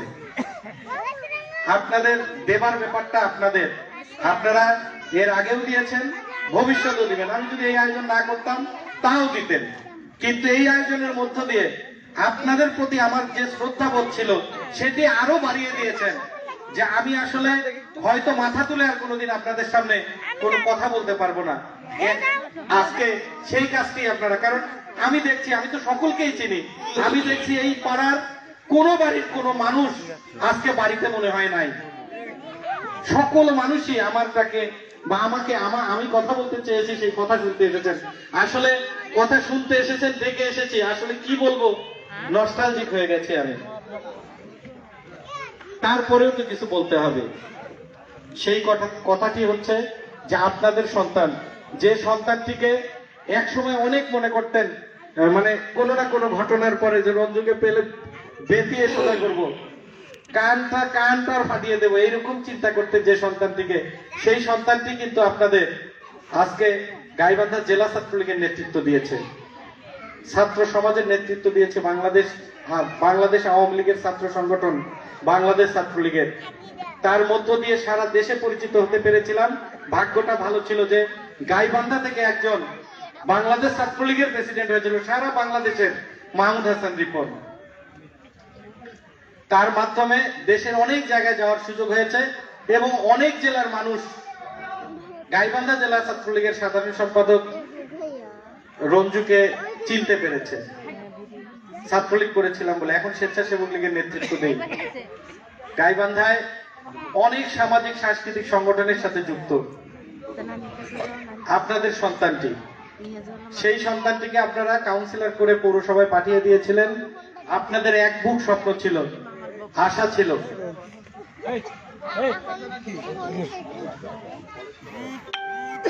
আপনাদের এক বুক আশা ছিল রঞ্জুর মাধ্যমে আমাদের এই অবহেলিত পাড়াটির, এই অবহেলিত এলাকাটির উন্নয়ন ঘটাবো। আমি আপনাদের প্রত্যাশা পূরণ করতে পারি নাই, ক্ষমা সুন্দর দৃষ্টিতে দেখবেন। সেই সঙ্গে যদিও ওটির কোনো আপিল নাই, তারপরেও আমি যেটি বলবো যে আমি কিন্তু চেষ্টা করেছিলাম। আমি রাজনীতি করি, আপনারা নির্বাচিত করেছেন। আমি মনে করি যে আমার পাশে যিনি রয়েছেন বিশিষ্ট ব্যবসায়ী, আমাদের সকলের, আমাদের অভিভাবক, যিনি অভিভাবকত্ব করেন আমাদের এই পাড়ার, আব্দুল লতিফ হক্কানি চাচা, উনি কারো জন্য আমার মনে হয় ভোটের ওয়ার্ক করার জন্য বেরিয়ে যাননি, কিন্তু আমার জন্য গিয়েছিলেন। এটিও সম্ভব হয়েছে। উনি ব্যবসা করেন, সময়ও পাননি যে কারণে কারোর সাথে, কিন্তু আমি যখন নির্বাচনে দাঁড়িয়েছি উনি কিন্তু আমার সাথে মানুষের বাড়িতে বাড়িতে গিয়ে নির্বাচনে আমার জন্য ভোট চেয়েছিলেন। অনেক মুরব্বীরাই, খালেক চাচা, জব্বার মামা, কাদের চাচা, মঞ্জু মামা, কালার চাচা, সকলে, অনেক মুরব্বীরা কিন্তু, আবেদ নানা, সকলেই, নুরজামান চাচা, মানে আমার জন্য দোয়া করেছেন, আমাকে ভোট দেওয়ার জন্য সকলকে উদ্বুদ্ধ করেছিলেন। সেই জায়গা থেকে তাদের দাবির জায়গা হওয়ার কথা ছিল না, দাবি ছিল না। রঞ্জু বোঝে ভালো, রঞ্জু করবে রাস্তাটি। রঞ্জু যখন নির্বাচিত হয়েছিল এখন থেকে 10 বছর আগে, 10 বছর আগে, 10 বছর, এই 5 বছর, যে 5 বছর গেল, এই 5 বছর থেকে আরো 5 বছর আগে আমি যখন নির্বাচিত হয়েছিলাম তখন রাস্তাটি কিন্তু মোটামুটি ভালো ছিল। আস্তে আস্তে আস্তে আস্তে আজকের পর্যায়ে এসেছে। কিন্তু যখন ভালো ছিল, আর আমি যখন এই রাস্তাটি টেন্ডার করেছিলাম তখন খারাপ ছিল। আমি চিন্তা করেছি, অনেকেই বলেছে যে আমাদের 9 নম্বর ওয়ার্ডের 21 পাড়া মিস্ত্রি পাড়া মিলে আমরা একটা দ্বীপপুঞ্জে বসবাস করি বা একটা কলোনিতে বসবাস করি, যেখানে ভোট মাত্র আর 9 নম্বর ওয়ার্ডের 5000 ভোটের বাকি 4342 ভোট হলো ওই পাশে, নদীর ওই পাশে। সেখান থেকে এই 700 ভোট, 500 ভোট, 600 ভোট নিয়ে অনেক প্রার্থীরা স্বাধীনতা পরবর্তী সময়ে, আমার দাদা বোধহয় 3 ওয়ার্ড মিলে শুধু মেম্বার হয়েছিলেন।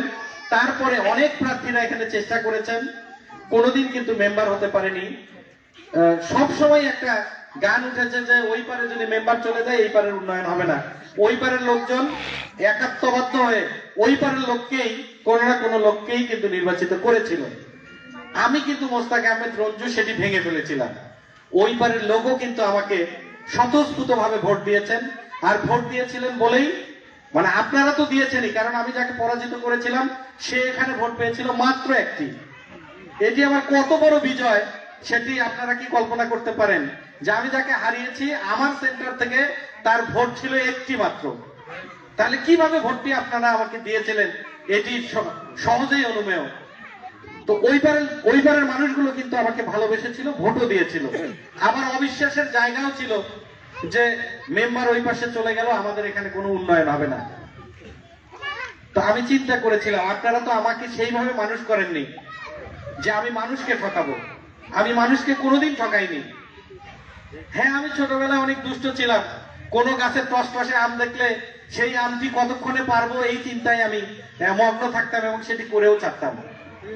কার গাছের নারকেল পেকেছে, নারকেলটি কিভাবে পারতে হবে এটি করতাম, এটি নেতৃত্বও দিতাম 2-4 জন মিলে আমরা বন্ধু বান্ধবরা।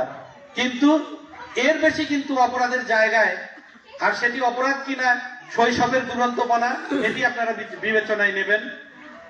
তো আমি কিন্তু সকল সময় আপনারা সেইভাবে আমাকে মানুষ করেননি, আমি রঞ্জু সেইভাবে মানুষ হইনি যে মানুষ আমার কাছে ঠকবে। আমি নির্বাচিত হয়েছি 700 ভোট থেকে, আর হয়েই আমি আমার রাস্তাটি শুরুতেই করে ফেলবো। আমি ভেবেছি তারা শুরুতেই আমাকে অবিশ্বাস করবে, বলবে যে এই দেখো ওই পারে আমরা কাউন্সিলর নির্বাচন করেছি, তার রাস্তাটি সে নির্বাচিত হয়ে চকচকা করে ফেললো। এইরকম একটি কথা থাকতো, কারণ আমার অ্যাম্বিশন ছিল উপরে ওঠার, আর উপরে উঠতে গেলে কিছু কৌশল অবলম্বন করতে হয়। তাই আমি শুরুর সময়গুলো, শুরুর যে 4 বছর, এটি আমি মনে করেছিলাম যে আমাদের রাস্তাটি যতটুকু ভালো রয়েছে আছে, এই রাস্তার ভিতরে শুধু রাস্তাটি করলেও হবে না, রাস্তাটিতে একটি মাস্টার ড্রেন আমাদের দরকার ছিল। সেই মাস্টার ড্রেনটি আমি আগে করে তারপর রাস্তাটি করব, এই চিন্তা থেকে আমি চলতেছিলাম। আর ওই পারের, আমি যখন কাউন্সিলর নির্বাচিত হয়েছি নদীর ওই পারের সকল রাস্তাগুলো কিন্তু আমি করে এসেছিলাম। এসে আমাদের যে মিস্ত্রি পাড়া বা এই টেম্পো স্ট্যান্ডের এই জায়গা, আপনারা তাদের কাছে জিজ্ঞাসা করেন, আমি কিন্তু এই পারে এসে যখন শেষ 4 বছরের পরে 5 বছরে উন্নয়নগুলো করতেছিলাম, সব কিন্তু এই এলাকায় করতেছিলাম, কারণ ওই এলাকার চাহিদা আমি পূরণ করে এসেছিলাম। ল্যাট্রিন, বাথরুম, বয়স্ক ভাতা, বিধবা ভাতা, সকল কিছুই। কারণ আমাদের এই অঞ্চলে কিন্তু রিলিফ স্লিপ এই জাতীয় বা দরিদ্র মানুষও কম, যে কয়জন রয়েছে তাদের মধ্যে যারা মুরব্বিয়ান ছিল তাদেরকে আমি চেষ্টা করেছি বয়স্ক ভাতা, বিধবা ভাতার আওতায় আনার। 2-1 জন 3 জন কেউ, কারণ বরাদ্দই পাওয়া যেত 4টা-5টা। কাউন্সিলরের বরাদ্দ হলো 4-5টা, বছরে হলো 4টা বা 3টা-5টা এরকম আর কি বছরে বয়স্ক ভাতা প্রদান করার ক্ষমতা। সেখানে অত বড় এলাকা যদি 1-2টা না দেই, 1-2টা ওইদিকে দিলে এখানে থাকে 1-2টা, এখানে কোথায় দেবো? মিস্ত্রি পাড়ার বয়স্করা অনেক দরিদ্র ছিল, তাদেরকে দিয়েছি। এই পাড়ায় আমার শ্রদ্ধাভাজন জেঠি মনু ভাইয়ের আম্মা, তাকে করে দিয়েছিলাম। শঙ্কর কাকার আম্মা, তাকে করে দিয়েছিলাম। তুলনামূলক ভাবে তার চেয়ে সিনিয়র সিটিজেন আমাদের টুলু ভাইয়ের আম্মাকে জেঠি, ওনার নামটি কিন্তু আমি তালিকায় নিয়ে প্রথমে রেখেছিলাম অপেক্ষমান তালিকায়, পরে তালিকাটি আসলে কোথায় গেল, কিভাবে কি হলো, যেহেতু নির্বাচিত হতে পারলাম না এইরকম। তো আমাদের কিন্তু পানির সমস্যা যেমন আপনাদের, আমারও তো পানির সমস্যা, আমিও তো এখানকারই মানুষ। তো আমি নির্বাচিত হয়ে প্রথমে চিন্তা করলাম একটি পানির ট্যাঙ্কি। এটি অনেক ব্যয় সাপেক্ষ ব্যাপার এবং এটি মেয়র নির্ভর, এই উন্নয়নটি মেয়র নির্ভর উন্নয়ন। মেয়রের ইচ্ছা অনিচ্ছার উপর নির্ভর করবে পানির ট্যাঙ্কিটি কোথায় হবে। তো আমরা একটা নতুন ট্যাঙ্কি করব, মেয়র বলল লাইনে পারে একটি আছে, লাইনও পারে আরেকটি করতে হবে। পরিষদ থেকে অনুমোদন করিয়ে নিল, থানাপাড়ায় আরেকটি ইয়া হলো, মানে সুপেয় পানির ব্যবস্থা হলো। থানাপাড়ার কলেজের সামনে যে ডায়াবেটিক সমিতির ওই পাশে ওই জায়গাটায় হলো। তারপরের পরিকল্পনাটি যেটা ছিল সেটি হলো যে যেহেতু আমাদের এই এলাকা জুড়ে সরকারি জায়গা নেই, ওরা হলো পানির ট্যাঙ্কি করে দেবে, কিন্তু সরকারি জায়গা থাকবে অথবা জায়গা আপনারা পৌরসভাকে দান করলে সেই জায়গায় করে দেবে, এইরকম শর্ত ছিল। আচ্ছা, ওই জায়গাটা হলো নিচু, আপনাদের এই জায়গাটা উঁচু, ওখানে পানির ট্যাঙ্কি করলে এইদিকে পানি আসবে না। পানির ট্যাঙ্কিটা করতে হবে হলো ব্রিজের আশেপাশের এই জায়গা, মানে উঁচু জায়গাটা, তাহলে পানিটা নেমে যাবে। না হলে আমরা যে সমস্যা, এতে সার্ভেও আমি করেছিলাম। তারপর সর্বশেষ মানে মন্দের ভালো যেটি, সেটি কিন্তু আমি করে ফেলেছিলাম, এবং সেটির কারণে আমাদের কিন্তু পানির খুব বেশি সমস্যা হয় না। কারণ পানি যদি সুষম বন্টন করে পানির আমাদের সমস্যা হবে না। সেটি হলো পানি আগে আসতে হলো জেলখানার ওখান থেকে আস্তে আস্তে আস্তে আস্তে ব্রিজের ওপর দিয়ে ব্রিজ ক্রস করে তারপর আবার নামতো। এই যে উঁচু জায়গাটা, এই উঁচু জায়গাটায় পানি তুলতে আগে সারা গাইবান্ধার পানির চাহিদা পূরণ করা লাগতো, তারপর আমাদের এই জায়গার পানিটা তারা ছাড়তো সব লাইনগুলো বন্ধ করে চাপটাকে বেশি দেওয়ার জন্য। কিন্তু যখন পানির চাপটা কমে যেত সেদিন কিন্তু আমরা পানি পেতাম না। এরকম কিন্তু এখন থেকে চোখ বন্ধ করে দেখেন 10 বছর আগে আমরা কিন্তু পানির মানে কোনোদিন পানি পেতাম, কোনোদিন পেতাম না, কোনোদিন অল্প পেতাম, ওই পানির চাপটার সমস্যা ছিল।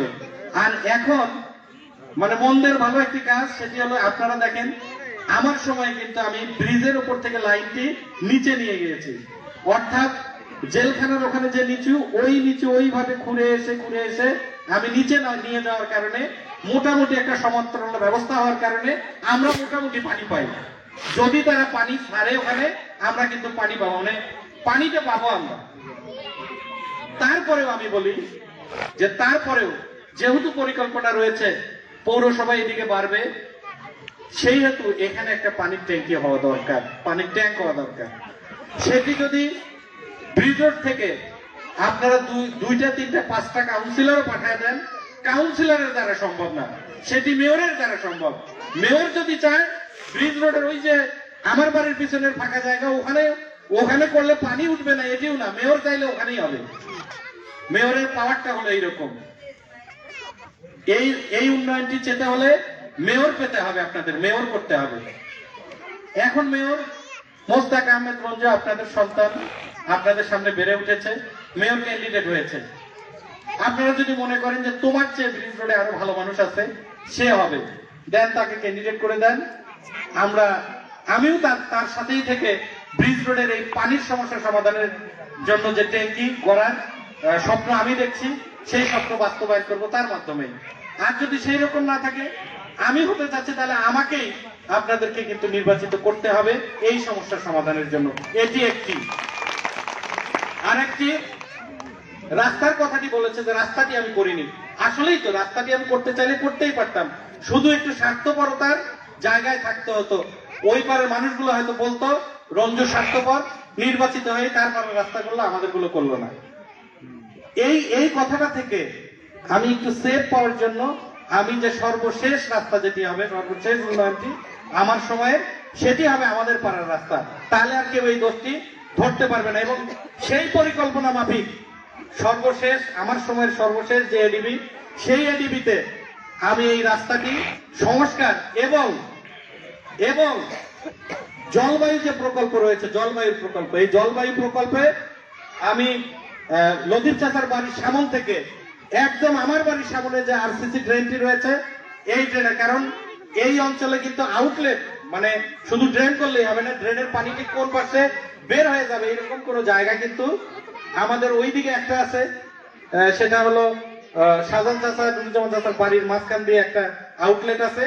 আরেকটি আউটলেট ভাগ্য ভালো যে আমি করে ফেলেছিলাম, সেটা হলো আমার বাড়ির সামন থেকে পিছনে গিয়ে একটি আউটলেট। অর্থাৎ এত বড় পাড়া, 2টি আউটলেট সৃষ্টি হয়েছে। তার মানে ভবিষ্যতে কোনোদিন আমাদের পাড়ায় পানি জমে থাকবে না যদি পরিকল্পিত ড্রেন তৈরি হয়। এই জিনিসটি মানে যেটার আগে যেটা দরকার সেটি হয়েছে। তারপরে আমি জলবায়ুতে ওই প্রকল্পটি দিলাম, আলম ভাই অনুমোদনও করলো, জলবায়ুর টাকাও আসলো, টেন্ডারও হলো। আমি চাচাদেরকে, মুরব্বীদেরকে অনেকেই বলেছি যে আমাদের কিন্তু একটি আরসিসি ড্রেন হবে, যে ড্রেনটি দিয়ে মাস্টার ড্রেন, ওটি হলো মাস্টার ড্রেন। এখন তারেক চাচাদের বাড়ির সামনে একটি ড্রেন হলো, এই ড্রেনের পানিটা নামবে কোথায় বলেন দেখি? এটিও কিন্তু পৌরসভার উন্নয়ন করতে হলে 5 বছরের একটি পরিকল্পনা করতে হয়। এই পরিকল্পনাটিও কিন্তু মানে পিপি যেটাকে বলা হয়, প্রজেক্ট প্রোফাইল, এই প্রজেক্ট প্রোফাইলে কিন্তু এই পাড়ার প্রত্যেকটি রাস্তায় দেয়া আছে। যদি দেখতে চান গাইবান্ধা পৌরসভার উন্নয়নের প্রজেক্ট প্রোফাইল আছে, আপনারা দেখে আসেন। প্রত্যেকটি রাস্তায় দেওয়া আছে এবং প্রত্যেকটি রাস্তার সাথেই আরসিসি ড্রেন আছে। শুধু নেতৃত্বের অভাব, নেতৃত্ব নেই জন্য ওই কাজগুলো হচ্ছে না। একটু যোগাযোগ হয়েছিল হয়তো বেশি, বা 81 পাড়ায় কিছুই করলাম না, করতে হবে এই ড্রেনটি করলো, কিন্তু ড্রেনটি করলো ঠিকই। এই ড্রেনে ওই বাড়িগুলোর যে পানিগুলো নেমে আসবে এই ড্রেনের মধ্যে জমে থাকবে, যেহেতু আউটলেট নাই, আউটফল নাই, পানি যাওয়ার রাস্তা নাই, জমে থাকবে। মশার কামড়ে মশা সৃষ্টি হবে, মশার কামড়ে কিন্তু ভুগতে হবে তথা যদি পরিষ্কার না রাখা যায় ওই ড্রেনটি। এমন একটি ড্রেন তৈরি হলো। তবে তারপরেও হয়েছে, কারণ এই রাস্তায় আমি যে ড্রেন দিয়ে গিয়েছিলাম, এই ড্রেনের জন্য আজকে আমাকে লাইভ চলছে, আমি বলছি এই ড্রেনটি এখানে কেন করা হলো না, টেন্ডার হলো কেন করা হলো না, এই প্রশ্ন আমি অনেক জায়গায় করেছি, অনেক জায়গায় রেখেছি। এই ড্রেনটি না করার জন্য দুর্নীতির দায়ে আমার মনে হয় বর্তমান মেয়রকে জবাবদিহি করতে হবে। আমার পাড়ার এই ড্রেনটি তিনি কেটে নিয়ে গিয়ে আমি শুনেছি 5 নম্বর ওয়ার্ডের কোথায় যেন তিনি করেছে, সেখানে বীর মুক্তিযোদ্ধা শাহ শরীফুল ইসলাম বাবলু উনি আমাকে প্রশ্ন করেছিলেন। প্রজেক্টের নাম দেখলাম 61 পাড়ার লতিফ আক্কারের বাড়ি থেকে রঞ্জু কাউন্সিলরের বাড়ি পর্যন্ত আরসিসি ড্রেন প্রজেক্টের নাম, কারণ প্রজেক্ট অফিসাররা দেখতে আসলে নামটির সাথে না মিললে চলবে না। যে কারণে সাইনবোর্ডটি, যেটি একটি ঠিকাদার কিন্তু একটি প্রজেক্ট বাস্তবায়ন করতে গেলে সাইনবোর্ড লাগাতে হয়, সেই সাইনবোর্ডে উনি কলেজ পাড়ায় গিয়ে দেখে যে 61 পাড়ার আব্দুল লতিফ আক্কারের বাড়ি থেকে মোস্তাক আহমেদ রঞ্জুর বাড়ি পর্যন্ত আরসিসি ড্রেন। এই আরসিসি ড্রেনটি তোমার পাড়ার ড্রেন এখানে হয় কি করে? মেয়রকে উনি প্রশ্ন করেছিল, উনি কুতকুতে মানুষ। মেয়র নাকি জবাব দিয়েছে যে ওর পাড়ার ড্রেনের আগে এখানে একটি ড্রেন হয়েছে, তার সাথে যদি লিঙ্কেজ না করে দেই তাহলে আউটফল সৃষ্টি হয় না, তাই আমি ওই ড্রেনটি নিয়েছে এখানে করে দিয়েছি, ওরটা আমরা পরে করে দেব। সেই পরে আমি কিন্তু টেন্ডার, আমি কিন্তু আপনাদের ঠকাইনি, আমি আপনাদের জন্য সকল ব্যবস্থাই পৌরসভায় করেছিলাম, যে নির্বাচিত হলে ওটিকে খালি ঠেলে নিয়ে এসে করে দেওয়া। নির্বাচিত হতে পারিনি বলেই করতে পারিনি। আর রাজনীতি করেছে আমার সাথে, ওনারা বুঝতো যে রঞ্জুর যে স্পিরিট, রঞ্জুর যে স্টাইল, রঞ্জুর যে দক্ষতা, রঞ্জু একদিন মেয়র ক্যান্ডিডেট হবে। অতএব যেখানে মেয়র ক্যান্ডিডেট হবে সেখানেই তার বদনাম সৃষ্টি করতে হবে। ওর প্রজেক্ট গুলো যদি ওখানে দিয়ে দেয় তাহলে রঞ্জু ওখানে আরো জনপ্রিয় হবে। রঞ্জু যেন ওখানে জনপ্রিয় না হতে পারে সে কারণে এই প্রজেক্ট গুলো কেটে নিয়ে গিয়ে অন্য জায়গায় করেছে। এই রাস্তার জন্য আমি 6,64,000 টাকা টেন্ডার করেছিলাম। টেন্ডার নোটিশে আমার কাছে আছে, আজকেও আছে। সেই টেন্ডার নোটিশ থেকে পুনর্বার এটি কেটে দিয়ে পুনরায় টেন্ডার করে আমার এই টাকাটি নিয়ে গিয়েছে। চাচা, আমি আপনাদের সাথে কোন রকম বেইমানি করি নাই। আমি আপনাদের জন্য আপনারা যা বলেছিলেন, যা চেয়েছিলেন, এই সুবিধা আমি আজকে আমিও তো রিক্সা পাই না, আমিও মোটর সাইকেলে গেলে আমারও কিন্তু ঝাঁকি খেতে হয়, আমিও তো কষ্টটা পাই। এই কষ্ট লাঘব করেছিলাম আমি, কিন্তু বাস্তবায়ন হয় নাই। এটি একটি রাজনীতি ছিল আমার বিরুদ্ধে, এই রাজনীতির কারণে বাস্তবায়ন হয় নাই। যদি আপনারা মনে করেন আগামী শুক্রবার আমি 100 কপি করে কারো হাতে দেব, আপনারা দেখে নেবেন টেন্ডার নোটিশে আপনাদের রাস্তা ছিল কিনা, আর সেই রাস্তাটি কোথায় গেল। মেয়র যারা ভোট দিতে আসবে তাদের মধ্যে যদি কেটে দেওয়া মেয়রটি থাকে তাকেই এই প্রশ্নটা করবেন এবং বলবেন যে আপনি কি ভোট চাওয়ার যোগ্যতা অর্জন করে রেখেছেন। রঞ্জু এখানে রাস্তার টেন্ডার করে গিয়েছিল, সেই রাস্তা কোথায় গিয়েছে? রঞ্জু এখানে একটি মাস্টার ট্রেন করে গিয়েছিল, যার টেন্ডার হয়েছিল, টেন্ডার নোটিশ আপনারা দেখিয়ে বলবেন যে সেই ট্রেনটি কোথায় গেল। আপনি ভোট চেতে এসেছেন, আবার আমাদের বিরুদ্ধে রাজনীতি হয়। এই শহরের ভিতর দিয়ে 4 কিলোমিটার একটি পরিত্যক্ত খাগট নদী, লুক কাটিং এর ফলে ওই নদী তৈরি হয়েছে। এটি আমাদের আশীর্বাদ, আমরা মনে করি ব্রিজ রোডবাসী, যেটি আমাদের আশীর্বাদ। টোটাল ব্রিজ রোড জুড়েই এই নদীটি দিয়ে আমাদের লাভ হবে। কিন্তু আমরা কি দেখতে পাই? পরিকল্পনার অভাবে এই নদীটি আমাদের সকলের ঘুম হারাম করে দিয়েছে। 61 পাড়া কালীবাড়ির মানুষের ঘুম হারাম করে দিয়েছে একটি পরিকল্পনার কারণে। এই পরিকল্পনা তো আমরা করিনি, আমরা এটি লেকে পরিণত করতে চাই, কিন্তু সকল মানুষ এই লেকের সুবিধা পাবে। এই লেকটি বাস্তবায়ন করতে গিয়ে অনেকেই গৃহহারা হবে, এই আতঙ্কে আমরা দিনপাত করেছি, অনেকের ঘুম হয় নাই। আমি নিজেও এই পাড়ার বাসিন্দা হিসাবে, এই পাড়ার একজন ক্ষুদ্র রাজনৈতিক কর্মী হিসাবে সেই কষ্টের সাথে কিন্তু আমি সামিল হয়ে ঢাকা হাইকোর্ট পর্যন্ত আমাদের যেতে হয়েছে। আজকে নির্বাচনে যদি আমি নির্বাচিত হয়ে পৌরসভায় কাউন্সিলরও থাকতাম, এই পরিকল্পনা এভাবে হতো না, আমি এটি বিশ্বাস করি। কারণ আমরা যেটি পরিকল্পনা করেছিলাম লেকের জন্য, যে 15 কোটি টাকা এখানে এসেছিল, সেই প্রজেক্ট আজকে চ্যালেঞ্জ করতে চাই। এখন যিনি মেয়র রয়েছেন সেই প্রজেক্ট প্রোফাইল বের করেন, আমরা কি করেছিলাম আর আপনি কি করেছেন। গাইবান্ধা পৌরবাসীর এই 15 কোটি টাকা আপনি নদীতে ফেলে দিয়েছেন, পানিতে ফেলে দিয়েছেন, বাস্তবায়ন করতে পারেননি, বাস্তবায়ন করেননি, সঠিক চিন্তাও করেননি। আমরা করেছিলাম 4টি খাটলা হবে, সেই 4টি খাটলা কোথায় হবে? 4টি খাটলা হবে জজের বাড়ি, ডিসির বাড়ি, আনসার ক্লাব এবং স্বাধীনতা প্রাঙ্গণের পিছনে এই 4টি খাটলা হবে।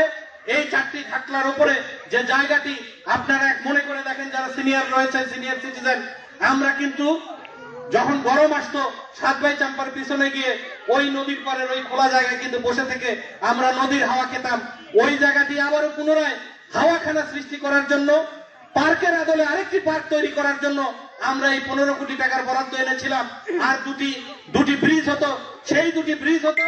আজকে যে ব্রিজ তৈরি করা হয়েছে এই টাইপের ব্রিজ না, আমরা ব্রিজ চেয়েছিলাম ওই ধানমন্ডি লেকের উপরে যেমন ব্রিজ, ডিজাইনেবল গোল ব্রিজ, এই টাইপের, মানে লেকের উপর যেমন ব্রিজ হয়, নয়নাভিরাম ব্রিজ, দৃষ্টিনন্দন ব্রিজ, সেই ব্রিজ হবে।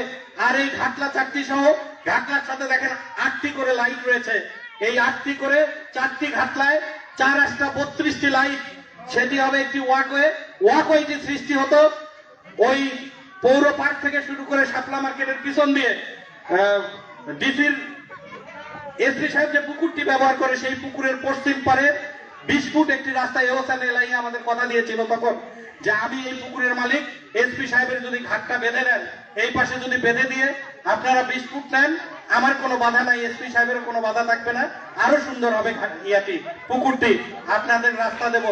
এই পরিকল্পনাটি এহসান এলাহি যখন জানতে পেরেছিল, ওটি দিতে চেয়েছিল বলেই আমরা পরিকল্পনা করেছিলাম।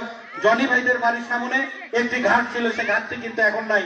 ব্রিজটি হতো একটি বড় ঘাট ছিল, ব্রিজটি হতো জনি ভাইদের বাড়ির, মানে অর্থাৎ পৌরসভার পাশ দিয়ে পিকে বিশ্বাস রোডের জনি ভাইদের বাড়িতে যে রাস্তা ঢুকলো, ওই নদীর ঘাট থেকে অপোজিট পাশে নাদিয়া চাচার বাড়ির এই জায়গায় এই ব্রিজটি এসে লাগতো।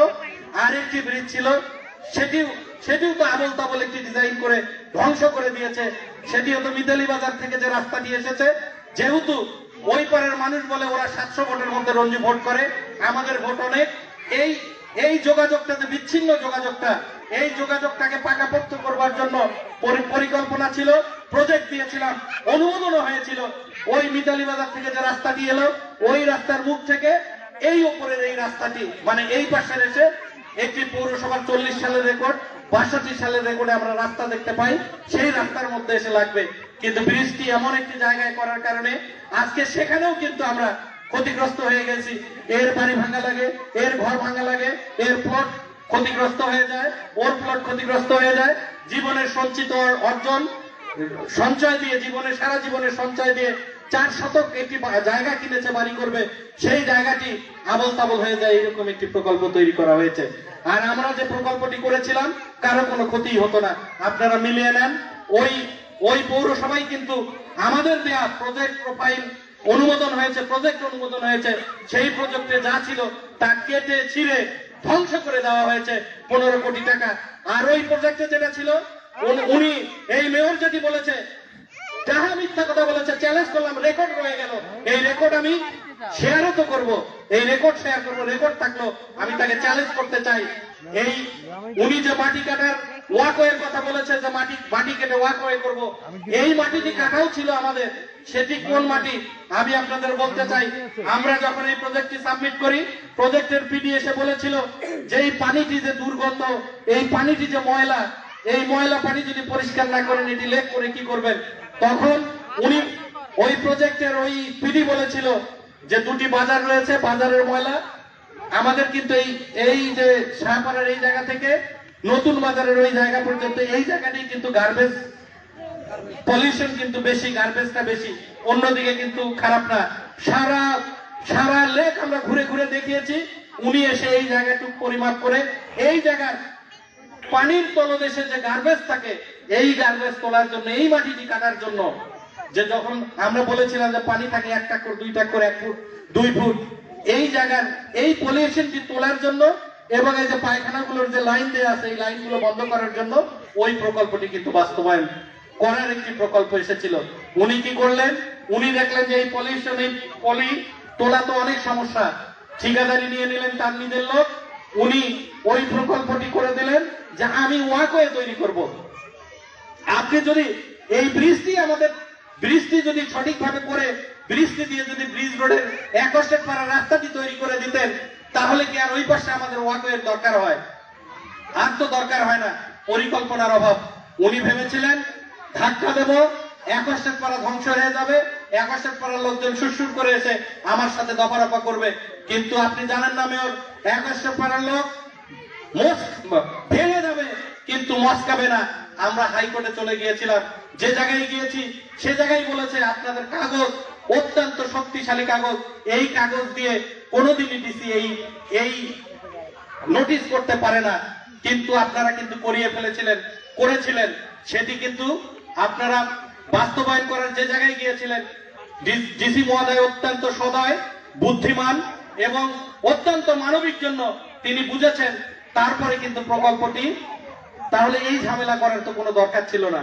শুরুতেই প্রকল্পটি, শেষে প্রকল্পটি যেভাবে হচ্ছে এবং এখন পর্যন্ত যেটি হবে আমরা জানি, এটি যদি শুরুতেই হতো তাহলে কিন্তু আমাদের হাইকোর্টে যেতে হতো না, আমাদের কাটতে হতো না, আমাদের বাড়ি ভাঙতে হবে এ নিয়ে আমাদের চিন্তা।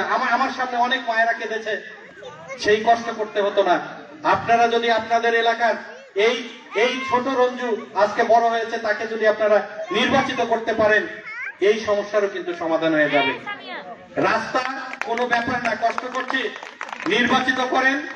আগে যা করেছি, যদি নির্বাচিত হতে পারি, সর্বপ্রথম যে টেন্ডার হবে সেই টেন্ডারের রাস্তা এবং এই ড্রেন হবে। তাতে গাইবান্ধাবাসী কি বলবে। আমি সৎ এবং স্বচ্ছ চিন্তা করে নেতৃত্ব দেওয়ার চিন্তা করেছিলাম, কিন্তু দেখেছি এটিও আসলে সঠিক না। কিছু কিছু জায়গায় একটু স্বার্থপরতা করতে হয়, সেই স্বার্থপরতাটাই করব। সর্বপ্রথম আমার পাড়ার রাস্তা এবং ড্রেন এবং অন্যান্য গলিরও যে রাস্তা, ড্রেন, অন্যান্য গলির রাস্তাগুলোও কিন্তু ভালো না। ওই যে সৃষ্টি হয়েছে তারপর কিন্তু মেরামত আর হয় নাই, সেই রাস্তাগুলোও করব, এই আশা ব্যক্ত করছি। এটিতে বললাম আমাদের নিজ এলাকার কথা, কিন্তু আমি পৌর মেয়র হলে শুধু এই এলাকার মেয়র তো হব না, সারা গাইবান্ধার মেয়র হব। আর গাইবান্ধা ব্যাপী রাজনীতিটা করি। গাইবান্ধার মানুষ আমাকে চেনে, গাইবান্ধার মানুষ আমার কাছে অনেক কিছু পেতে চায়, অনেক প্রত্যাশা আছে। হয়তো রাজনৈতিক কারণে কেউ বিরোধিতা করে, কিন্তু আপনাদের এই সন্তানটি, এই দুষ্ট সন্তানটিকে গাইবান্ধা শহরে কেউ দুষ্টও বলতে পারে না, হারামিও বলতে পারে না, শয়তানও বলতে পারে না, ঘুষখোরও বলতে পারে না। আপনারা যদি আমার জন্য আপনার আত্মীয়দের কাছেও ভোট চেতে যান, আমার বিশ্বাস যদি কেউ না কেউ আমাকে চেনে, আপনাকে বলবে না ছেলেটি ভালো।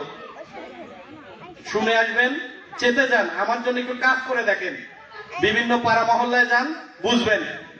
ওনারা যারা বলেছে, আমি এই যে 20 মিনিট আপনাদের কাছে সময় চেয়েছিলাম, হয়তো সময় অনেক হয়ে গেছে, যে আমি কিন্তু সকলকেই বলেছিলাম যে আমি 20 মিনিট সময় নেব, কিন্তু 20 মিনিটের চেয়ে অনেক বেশি সময় নিয়েছি।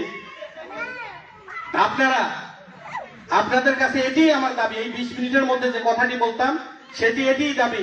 অলরেডি অনেক বক্তারাই বলে দিয়েছে যে আপনারা এক একজন এক একটা রঞ্জু হয়ে যান। আমি যেমন করে কষ্ট করে ভোট করছি, একদম অনেক কষ্ট করে, আমি নিজে ক্যান্ডিডেট, আমার মেহনত করতে হচ্ছে, আপনারাও একটু মেহনত করেন আমার জন্য। আমার বিশ্বাস এখানে যদি 1000 মানুষ থাকে, কালকেই 2000 হয়ে যাবে। কালকেই যদি আপনাদের সকলের কাছে ফোন আছে, আপনারা চিন্তা করেন সবচেয়ে কাছের মানুষ কোনটি, যার কাছে রঞ্জুর জন্য একটি ভোট চাইলে না করবে না, মোবাইলটি টিপে একটি ভোট চান। আমার বিশ্বাস যে সকলেই যদি চান, সকলেরই কোনো না কোনো একজন শুভাকাঙ্ক্ষী আছে যে ভোটটি দিয়ে দেবে। বিশেষ করে এখানে যারা এসেছেন, যদি তার স্ত্রী না এসে থাকে, এখান থেকে গিয়ে আপনি তার স্ত্রীর কাছে, মানে যে ব্যক্তিটি এসেছেন সেই ব্যক্তির স্ত্রীর কাছে গিয়েই প্রথম ভোটটি চাবেন। দেখবেন যে আপনি একা দুইজন হয়ে গেলেন। সন্তান থাকলে সন্তানের কাছে চান। এই কথাটি বলার জন্য মূলত আজকের এই আয়োজনটি করেছিলাম। আমি আপনাদের কাছে ভোট চাওয়ার জন্য, আপনারা তো, আমি দাঁড়িয়েছি, আপনারা ভোট দিয়ে দিয়েছেন। আপনাদের কাছে আসলে ভোট চাওয়ার জন্য আমি দাঁড়াইনি। আমি দাঁড়িয়েছি যে আমি যখন ভোট করেছিলাম তখন কাউন্সিলরে ভোট করেছিলাম 1000, 1500, 1200 ভোট, 800, 900 ভোটের দরকার ছিল। আর এখন মেয়র হতে চাই 15,000, 20,000 ভোটের দরকার। আমি রোজ যদি 5,000, 7,000 ভোট একাই ম্যানেজ করে রাখতে পারি, আর সিজুর আছে, রিন্টু আছে, লতিফ আছে, মামুন আছে, অসংখ্য শুভাকাঙ্ক্ষী, অসংখ্য ভাই ব্রাদার আছে, এবং আমি বিশ্বাস করি তরুণ প্রজন্ম যারা আমাকে ভোট দেওয়ার জন্য মুখিয়ে আছে, যদি জননেত্রী শেখ হাসিনা সঠিক বিচার করে মার্কাটি আমাকে দিয়ে দেয়, আমার বিশ্বাস যে উপরে আল্লাহ ছাড়া পৃথিবীর কেউ আমাকে নির্বাচনে পরাজিত করতে পারবে না।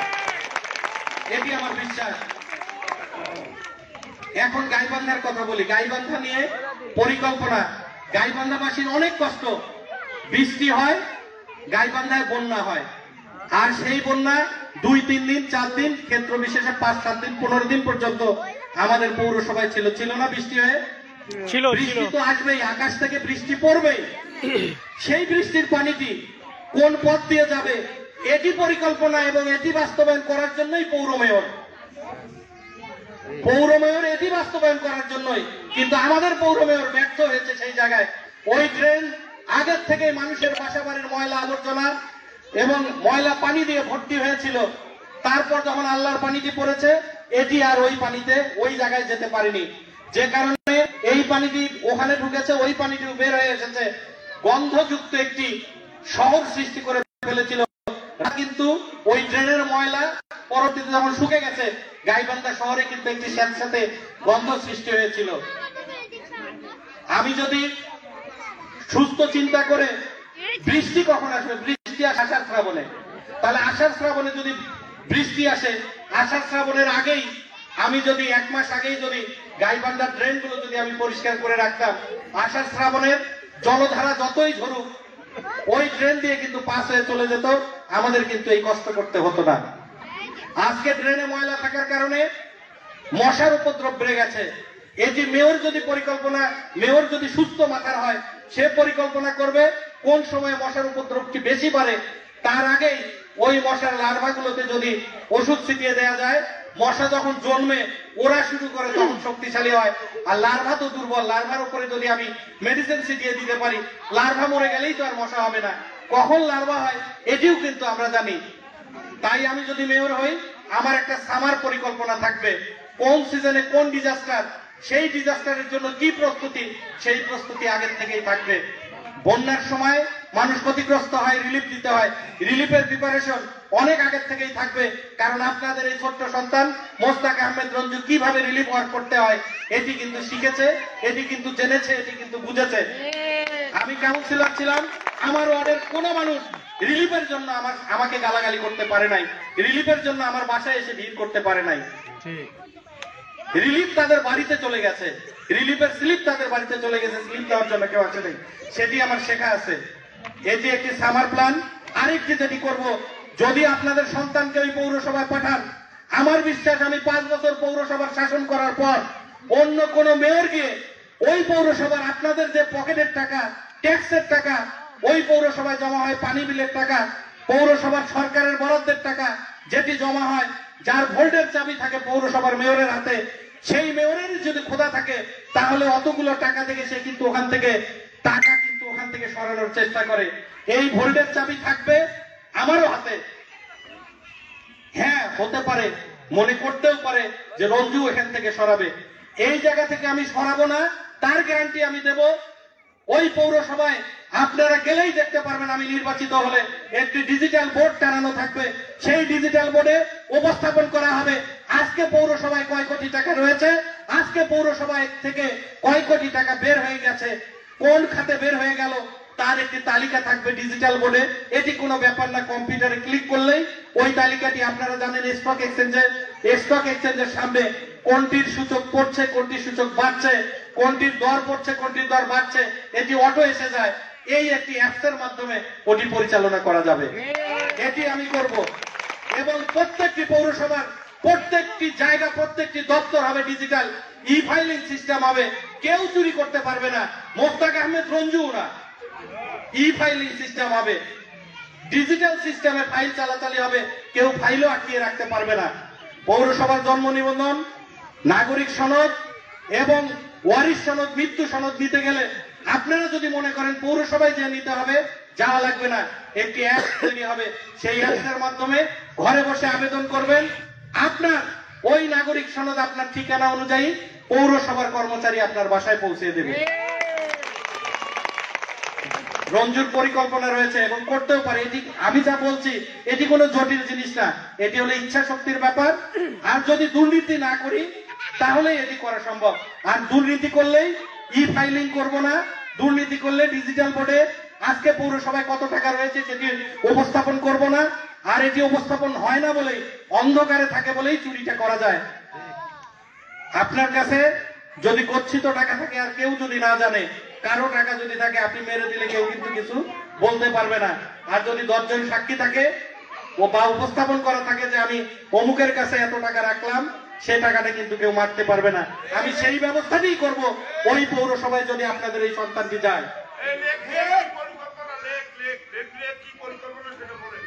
আচ্ছা, ধন্যবাদ লেবু ভাইকে, আমাকে অনেক ভালোবাসেন জন্য। আসলে লেকের বাস্তবায়নটা, লেকের বাস্তবায়ন হবে, আমি এক বুক স্বপ্ন দেখাতে পারবো না। লেকের বাস্তবায়ন হবে খন্ড খন্ড করে, কারণ আমাদের সীমিত সম্পদ। এটি একেবারে 500 কোটি টাকার একটি প্রকল্প তৈরি করে আমি প্রধানমন্ত্রীর দপ্তরে দিলে কোনোদিনই এটি অনুমোদন হবে না। যেমন চিন্তা করেছিলাম ডিসির বাড়ির পিছনটা একটি নয়নবিরাম জায়গা হবে, ঘাটলা হবে, ঘাটলার সামনে নৌকা বাঁধা থাকবে, ব্রিজের উপর থেকে সার্চ লাইট পড়বে এবং ওখানে যে লাইটিং ব্যবস্থা থাকবে, আমাদের মা বোনেরা ওখানে গিয়ে সিট বেঞ্চ থাকবে, গাছ থাকবে, ফুলের গাছ থাকবে। ওটি সৃষ্টি করার পর আমার বিশ্বাস যে এই এলাকার মানুষের দাবি উঠবে যে যেমন ডিসির বাড়ির পিছনে করা হয়েছে, আমাদের বাড়ির পিছনে, আমাদের বাড়ির সামনটাও করা হোক। এভাবেই খন্ড খন্ড ভাবে 5 বছরে এটি বাস্তবায়ন করা হবে। যতদূর পর্যন্ত যাওয়া যায় ততদূর পর্যন্ত যাব। এবং আমি এটিও বলছি যে সরকারের কাছে ধর্ণা দিয়ে করব না। আমার নেত্রী, জননেত্রী শেখ হাসিনা যেমন বিশ্ব ব্যাংকে বলেছিল পদ্মা সেতু করতে আমি শেখ হাসিনাই যথেষ্ট, আমার বাংলাদেশই যথেষ্ট, বাংলাদেশের টাকায় পদ্মা সেতু হবে। আমিও কথা দিচ্ছি গাইবান্ধা পৌরসভার আয়ের টাকায় এই লেক বাস্তবায়ন হবে, আপনারা দেখে নেবেন। কারণ সেটি কিভাবে, যেমন শেখ হাসিনা ট্যাক্স আদায় করতে পেরেছে বলেই তিনি এই সাহসটি রাখেন। এবং আমি মোস্তাক আহমেদ রঞ্জু ট্যাক্স আদায় করব। সেই ট্যাক্স আজকে যারা আপনারা ট্যাক্স দিতে চান কিন্তু দিতে আপনাদের কষ্ট হয় জন্যই দিতে পারে না, জটিলতা। ব্যাংকে গেলে পৌরসভার ট্যাক্স নিতে লাইনে দাঁড়াতে হয়, পানি বিল দিতে লাইনে দাঁড়াতে হয়, এই বিড়ম্বনার জন্যই অনেকেই যান না। আর এটি যদি আপনি ঘরে বসে দিতে পারেন তাহলে তো সমস্যা নেই। আমি যদি ট্যাক্স আদায় করতে পারি প্রায় 100 কোটি টাকার মতো পৌরসভা গাইবান্ধার পৌরবাসীর কাছে পাই, এর চেয়ে বেশি হতে পারে। কারণ আমরা যখন ছিলাম তখনই 65 কোটি টাকা ছিল, আজকে 8 কোটি টাকা বিদ্যুৎ বিল বাকি রয়েছে পৌরসভার। বিদ্যুৎ অফিস পৌরসভার কাছে 8 কোটি টাকা বিদ্যুৎ বিল পায়, এটিও পরিশোধ করা হবে। আমি এই ট্যাক্সটি আজকে পৌরসভায় গেলেই দেখবেন যে অনেকেই মাস্টার রোলে কাজ করে। প্রত্যেক ওয়ার্ডে যদি আমি 2 জন করে কর্মী নিয়োগ করি, 9 দুগুণ 18 জন, এই কর্মীরা বাড়িতে গিয়ে এনজিও কর্মীদের মতো এই ট্যাক্স আদায়ে তাগাদা দেবে। আজকে তাগাদা দেবে, পরশুদিন আসতে বলবে আমার কর্মী গিয়ে ওই ট্যাক্সের টাকা এবং ট্যাক্সের বিল নিয়ে সে তার নিজ দায়িত্বে দিয়ে দেবে। অথবা নগদ, বিকাশ, ইউ ক্যাশ, এম ক্যাশ, এই সমস্ত জায়গায় অ্যাকাউন্ট করা থাকবে পৌরসভার। আপনারা আপনাদের অ্যাকাউন্ট দিয়ে আপনারা যে কোনো ভাবে পৌরসভার ট্যাক্সটি আপনারা দিয়ে দিতে পারবেন। আর পৌরসভার ট্যাক্স যদি আমি সঠিকভাবে আদায় করতে পারি তবেই তো আপনাদের যে স্বপ্ন দেখাচ্ছি সেটি বাস্তবায়ন করা সম্ভব। আমার বিশ্বাস সকলেই ট্যাক্স দিতে চায় কিন্তু ট্যাক্স দিতে পারে না অযোগ্যতার কারণে, সেই জায়গাটিও আমার পরিকল্পনার মধ্যে রয়েছে। আজকে গাইবান্ধায় গোরস্থান একটি, আর একটি গোরস্থানের দাবি রয়েছে, সেটি হচ্ছে লাইন ওই পারের কোন একটি জায়গায় গাইবান্ধার পৌরসভার আরেকটি প্রস্থান থাকবে। আমার মাননীয় সংসদ সদস্য আমাদের শ্রদ্ধাভাজন ব্যক্তিত্ব মাহবুবারা কিনিয়াপার সাথে কথা হয়েছে। তিনিও চান, তিনি দানও করতে চান, তিনি দান নিয়েও দিতে চান। বড় দাতার কাছ থেকে ওই পারে একটি গোরস্থান হবে, সেই গোরস্থানের পরিকল্পনাটি আমার রয়েছে। ওই পারের মানুষ যারা এই গোরস্থানে আসতে হয় অনেক দূর হেঁটে, ওখানে একটি গোরস্থান তৈরি হবে ওই পাশে। ড্রেন অল টাইম ড্রেন পরিষ্কার থাকবে। ড্রেনের জন্য কিন্তু কর্মচারী রয়েছে পৌরসভায়, চালাতে পারে না বলেই ড্রেনগুলো পরিষ্কার হয় না। লক্ষ লক্ষ টাকা কর্মচারীর বেতন দেওয়া হয়, আপনার আমার টাকা, কিন্তু আপনার আমার যে সেবা সেটি হয় না। আপনি দেখবেন মামা, আমার বাড়ির সামনে ড্রেন পরিষ্কার করে আজকে 15 দিন থেকে ময়লা ফেলে রেখে গেছে। সেই ময়লা শুকে মানে ধুলাবালি হয়ে আবার ওই ড্রেনের ভিতরে ঢুকে যাচ্ছে, কিন্তু ময়লাটা এখন পর্যন্ত নিয়ে গিয়ে কোথায় ফেলবে বা ফেলার জায়গা যেটি সেটি সেখানে ফেলা হয় না। এটি হলো পরিকল্পনার অভাব। আমি ড্রেন পরিষ্কার করে আসলাম, আমার নোট থাকবে যে অমুক অমুক পাড়ায় আমি ড্রেন পরিষ্কার করে এসেছি, ময়লাটা একটু শক্ত হলে আমি তুলে নিয়ে যাব 3 দিন পর। যেহেতু লেখা থাকে না, নোট থাকে না, হয়তো ভুলে যায় কাজের চাপে, সে কারণে এটি হয় না। এটিরও পরিকল্পনা থাকবে। ড্রেন পরিষ্কার হবে সঠিক সময়। পারলে যদি কোনো প্রযুক্তি দ্বারা ড্রেনের ভিতর থেকে ময়লা তুলে গাড়িতে নিয়ে একবারে চলে যাওয়া যায় রাস্তার পাশে রাখাও কিন্তু একটি বিড়ম্বনা। ওই ড্রেনের পানি গলে গলে রাস্তায় আসে, রাস্তা কিন্তু চরম ময়লা হয়ে যায়। সেটির পরিকল্পনাও থাকবে। শুধুমাত্র আপনারা আমাকে ভোট করবেন। 9টি ওয়ার্ডে 9টি সেবা কেন্দ্র হবে, পৌর সেবা কেন্দ্র। সেই সেবা কেন্দ্র পৌরসভায় যেতে হবে না, যদি দূরের মানুষ হন পৌরসভায় যেতে হবে না, শুধু ওই সেবা কেন্দ্রে আপনারা খবরটা দেবেন, আপনার সেবা পৌঁছে যাবে। এটি কোনো ব্যাপারই না, কারণ পৌরসভার সেবাগুলো একদম নগণ্য দেওয়ার সেবা। আমার কাছে কর্মচারী আছে, রাস্তা পরিষ্কার করবো, আমার কাছে কর্মচারী আছে, ড্রেন পরিষ্কার করবো, আমার কাছে টাকা আছে, রাস্তায় লাইট জ্বালাবো, আমার কাছে টাকা আছে, টেন্ডার করবো, রাস্তা হবে। শুধু ইচ্ছা শক্তির ব্যাপার। আর যদি চিন্তা থাকে যে আমি দুর্নীতি করব না, তাহলে এটি বাস্তবায়ন করা সম্ভব। আমি কথা দিচ্ছি আপনাদের, আমি যাদের কোলে পিঠে মানুষ হয়েছি, যাদের সাথে বড় হয়েছি, যে এলাকার কাদাবালিতে আমি বেড়ে উঠেছি, সেই এলাকার মানুষের সামনে আমি কথা দিচ্ছি, গাইবান্ধা পৌরবাসী আপনারা সকলেই যারা আমার এই লাইভ দেখছেন, সকলেই আপনারা জেনে রাখুন যে আমি মোস্তাক আহমেদ রঞ্জু কোনোদিন অন্যায়ের সাথে আপোষ করিনি। যা কিছু ভালো তার সাথে থাকার চেষ্টা করেছি, এবং এ পর্যন্ত অনেক সালিশ, দরবার, বিচার, বয়স্ক ভাতা, বিধবা ভাতা, অনেক কিছু আমি দিয়েছি। কোন মানুষ যদি এসে বলতে পারে যে মোস্তাক আহমেদ রঞ্জু তুমি আমাকে বয়স্ক ভাতা দিয়েছিলে, টাকা নিয়েছিলে 2000, যেটা অহরহ এখনকার কাউন্সিলররা নেয়, মেয়ররা নেয়, আজকে প্রেগনেন্সি ভাতা যার টাকা আছে ওটির একটি নিয়ম আছে, 2 বাচ্চার মায়ের বেশি ওই টাকাটি পাবে না। 4 বাচ্চা 5 বাচ্চা বুড়ি মানুষ নিজের আত্মীয় স্বজনদের মধ্যে ওটি বরাদ্দ দিয়ে দিচ্ছে। এটি যদি করে থাকি, কেউ এসে বলেন আমি মেয়র নির্বাচন করব না। যদি সততার এতটুকু প্রমাণ আমি আপনাদের সামনে দিতে পারি, গাইবান্ধা পৌরবাসীর কাছে দিতে পারি, আমার দাবি আমি নির্বাচন করব, এবং সেই নির্বাচনে আমার সাথে আপনারা থাকবেন, এই আশা ব্যক্ত করে আমি আমার কথা শেষ করছি। জয় বাংলা, জয় বঙ্গবন্ধু। আরো পরিকল্পনা রয়েছে, সেই পরিকল্পনা নিয়ে ভবিষ্যতে আপনাদের সাথে আরো কথা হবে। ধন্যবাদ সকলকে।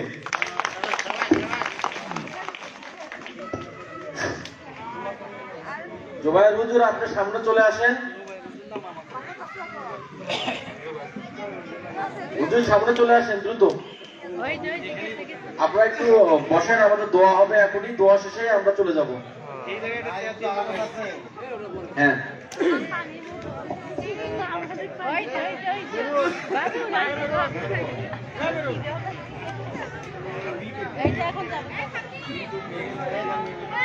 আসসালামু আলাইকুম রহমতুল্লাহ। আমরা সকলেই খুব সুন্দরভাবে সব কথা শুনেছি। আমরা প্রত্যেকে আল্লাহর কাছে দোয়া করব, রব্বুল আলামিন যেন আমাদের প্রান্তীয় ভাইকে এই নির্বাচনে উত্তীর্ণ করে দেন। সকলে বলে আল্লাহুম্মা আমিন। এই আশাবাদকে সামনে রেখেই আমরা প্রত্যেকেই সূরা ফাতিহা, সূরা নাস, সূরা ইখলাস, সূরা ফালাক এবং দুরূদ শরীফ পড়ি। আউযু বিল্লাহি মিনাশ শাইতানির রাজীম। বিসমিল্লাহির রহমানির রহিম। الحمد لله رب العالمين الرحمن الرحيم مالك يوم الدين إياك نعبد وإياك نستعين اهدنا الصراط المستقيم صراط الذين أنعمت عليهم غير المغضوب عليهم ولا الضالين آمين. اللهم صل على محمد وعلى آل محمد كما صليت على إبراهيم وعلى آل إبراهيم إنك حميد مجيد. اللهم بارك على محمد وعلى آل محمد كما باركت على إبراهيم وعلى آل إبراهيم إنك حميد مجيد. أعوذ بالله من الشيطان الرجيم. قل هو الله أحد الله الصمد لم يلد ولم يولد ولم يكن له كفوا أحد. بسم الله الرحمن الرحيم. قل أعوذ برب الناس ملك الناس إله الناس من شر الوسواس الخناس الذي يوسوس في صدور الناس من الجنة والناس. اللهم صل على محمد وعلى آل محمد كما صليت على إبراهيم وعلى آل إبراهيم إنك حميد مجيد. الحمد لله رب العالمين. اللهم آمين. ربنا ظلمنا أنفسنا وإن لم تغفر لنا وترحمنا لنكونن من الخاسرين. ربنا فاغفر لنا ذنوبنا وكفر عنا ومن سيئاتنا وتوفنا مع الأبرار. ربنا هب لنا من أزواجنا وذرياتنا قرة أعين واجعلنا للمتقين إماما. ربنا إنك من تدخل النار فقد خزيته وما للظالمين من أنصار. ربنا آتنا في الدنيا حسنة وفي الآخرة حسنة وقنا عذاب النار وقنا عذاب القبر وقنا عذاب الميزان وقنا عذاب الفسرات وقنا عذاب الجهنم. আমরা সকলে বলি আল্লাহুম্মা আজরিনি মিনান নার